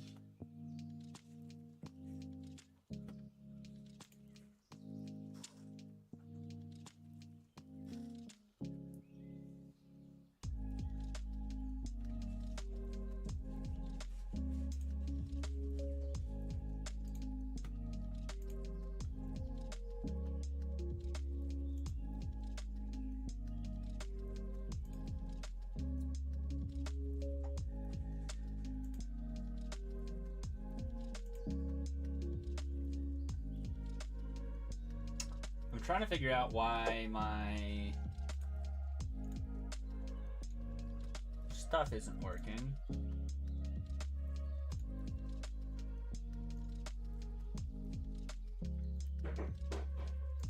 Do I need to pull up?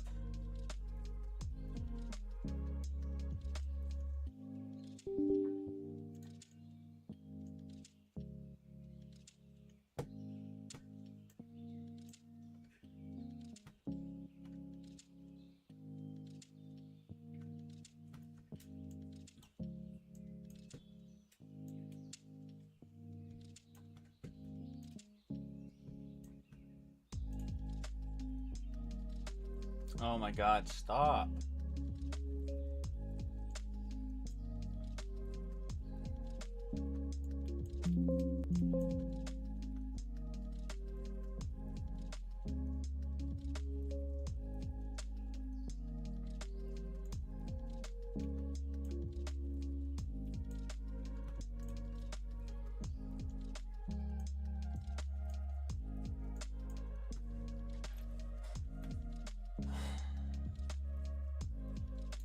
I come here?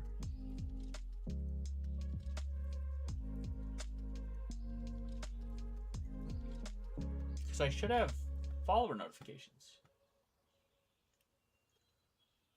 Alerts, right?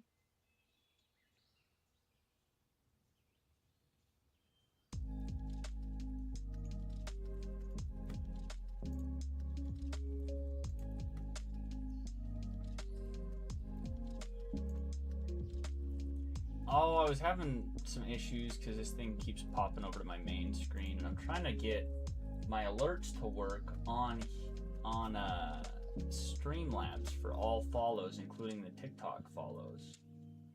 Because I want people on the TikTok to be able to have you know, some sort of notification and, you know, recognition for when they follow.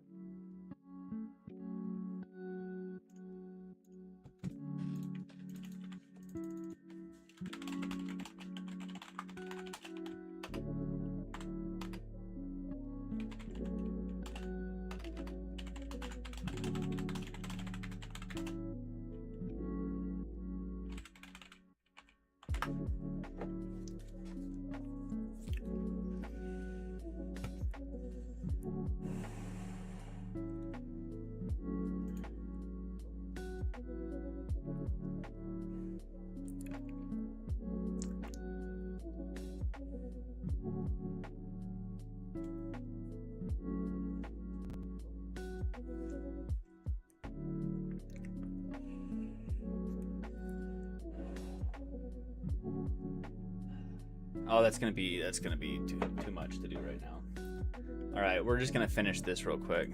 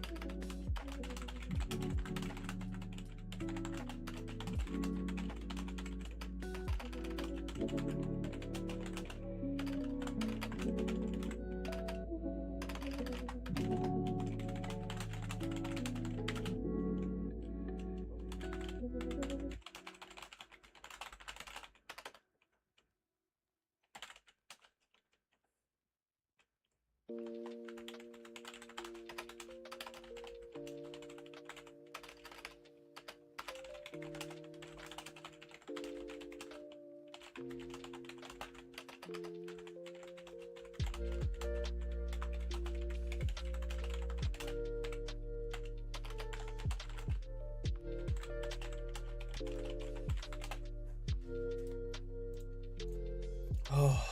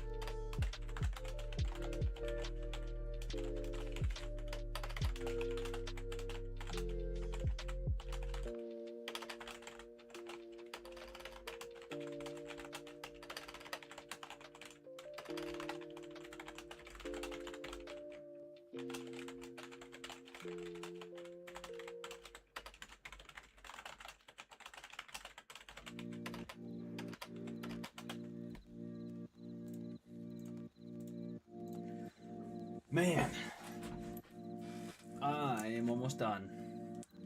And then I'm gonna take a quick break. I'm gonna go make some food, and then we're gonna come back.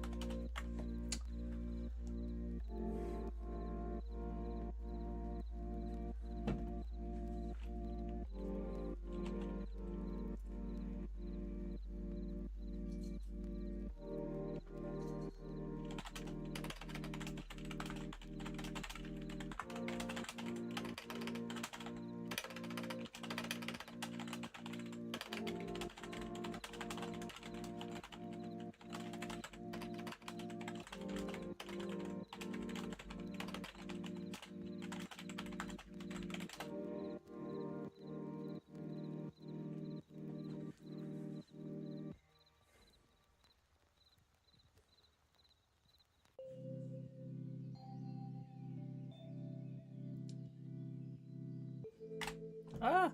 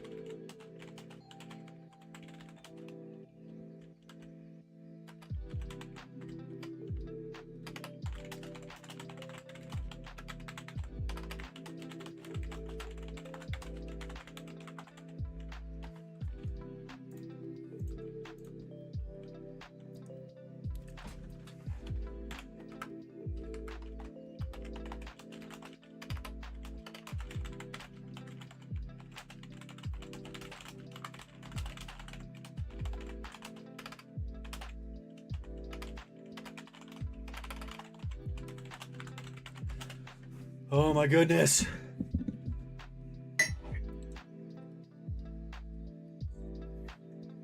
Oh.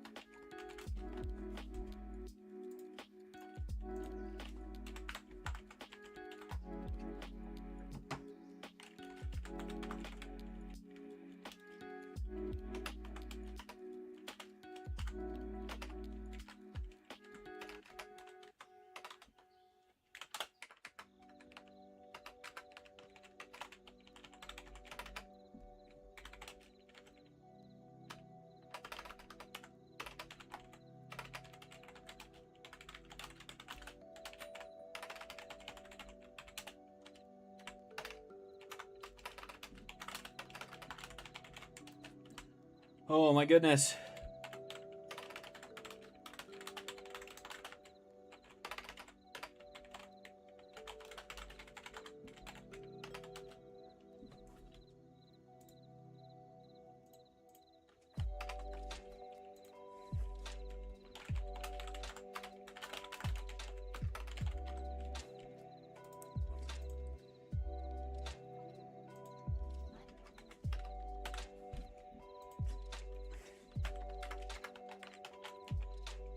Yeah, I'm like super energized right now, but at the same time, I'm like, I don't know.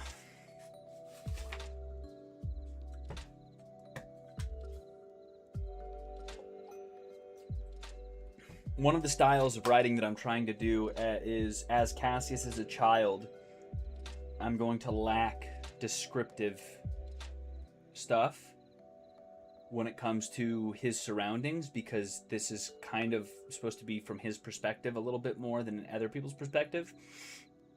And so much is happening so quick that he's not really taking in everything.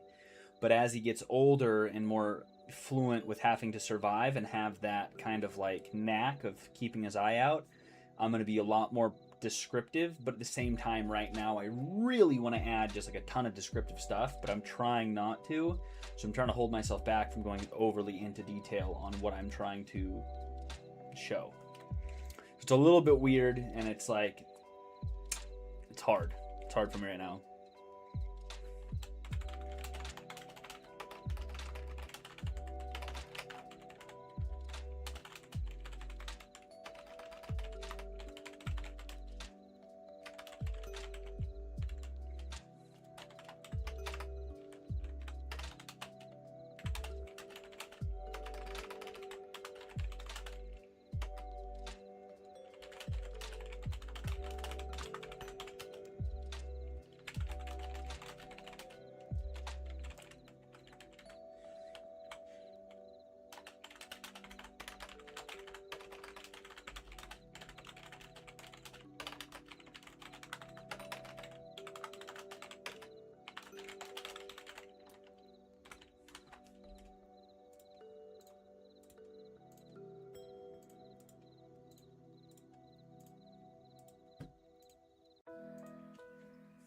Yeah. I'm trying to do like a little bit of like a interesting take on like a kind of a hero story. So I'm trying to have like a unique kind of flow to it for me, but it's very difficult.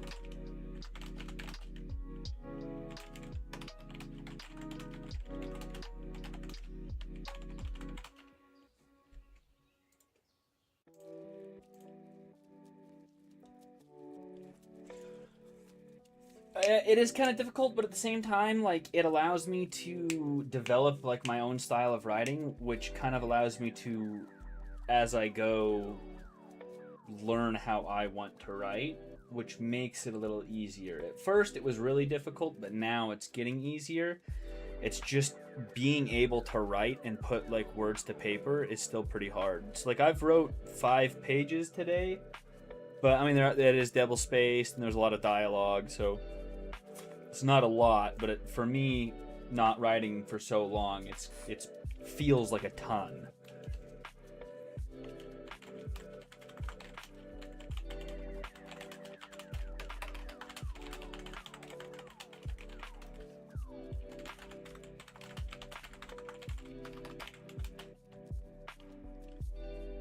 Yeah, it is progress. A little bit of work is still work.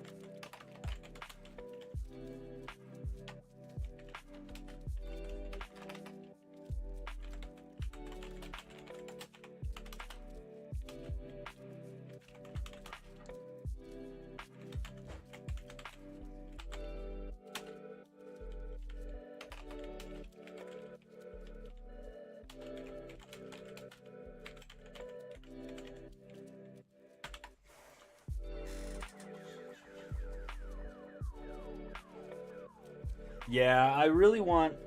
I know a lot of people like have their first book they don't like end up publishing or they don't end up finishing, and then they go back and like finish like the second one, or they end up getting like the second book published, or they try to publish their second book. I want this to be like my first book, like my baby, my project, like everything. I really want to make this like at least decent. So I'm trying to put a lot of effort into it. But it's just, I mean, authors are so much more dedicated and cool than I ever would have thought, just because it's so much work and you don't really think about how much work it is. I mean, like, I used to think about, like, books as like, oh man, he sat down and typed up some pages, but oh my goodness, man, like, some of the stuff, like, it's just, I mean, you have to have such a creative mind and you have to be able to sit there and do the work. That's so impressive.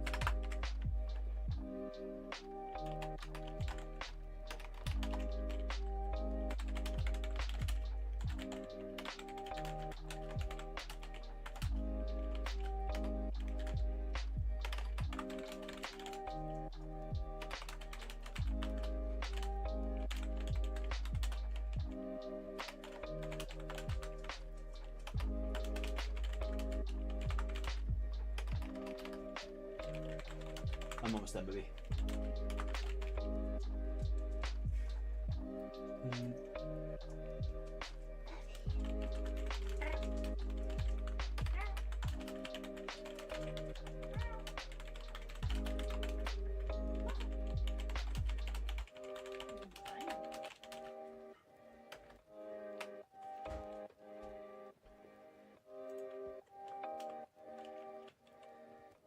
Yeah, true.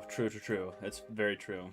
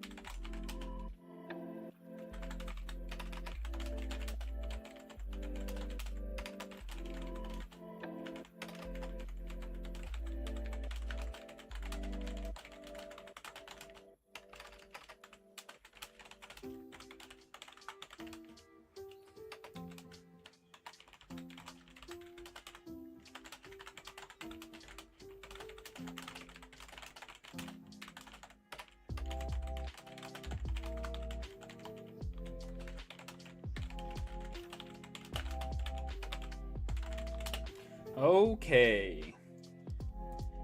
That is it for now.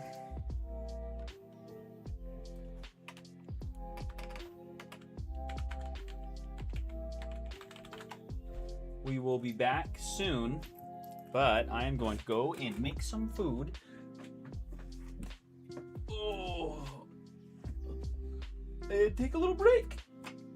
And then here in a little bit, we will be back and we will probably play some video games. I will catch you later. I appreciate you hanging out so long, Silent. You are an absolute baller. I appreciate you. I hope you have a great rest of your night. And Elite, if you're still here, I hope you have a great rest of your night too. You guys are awesome.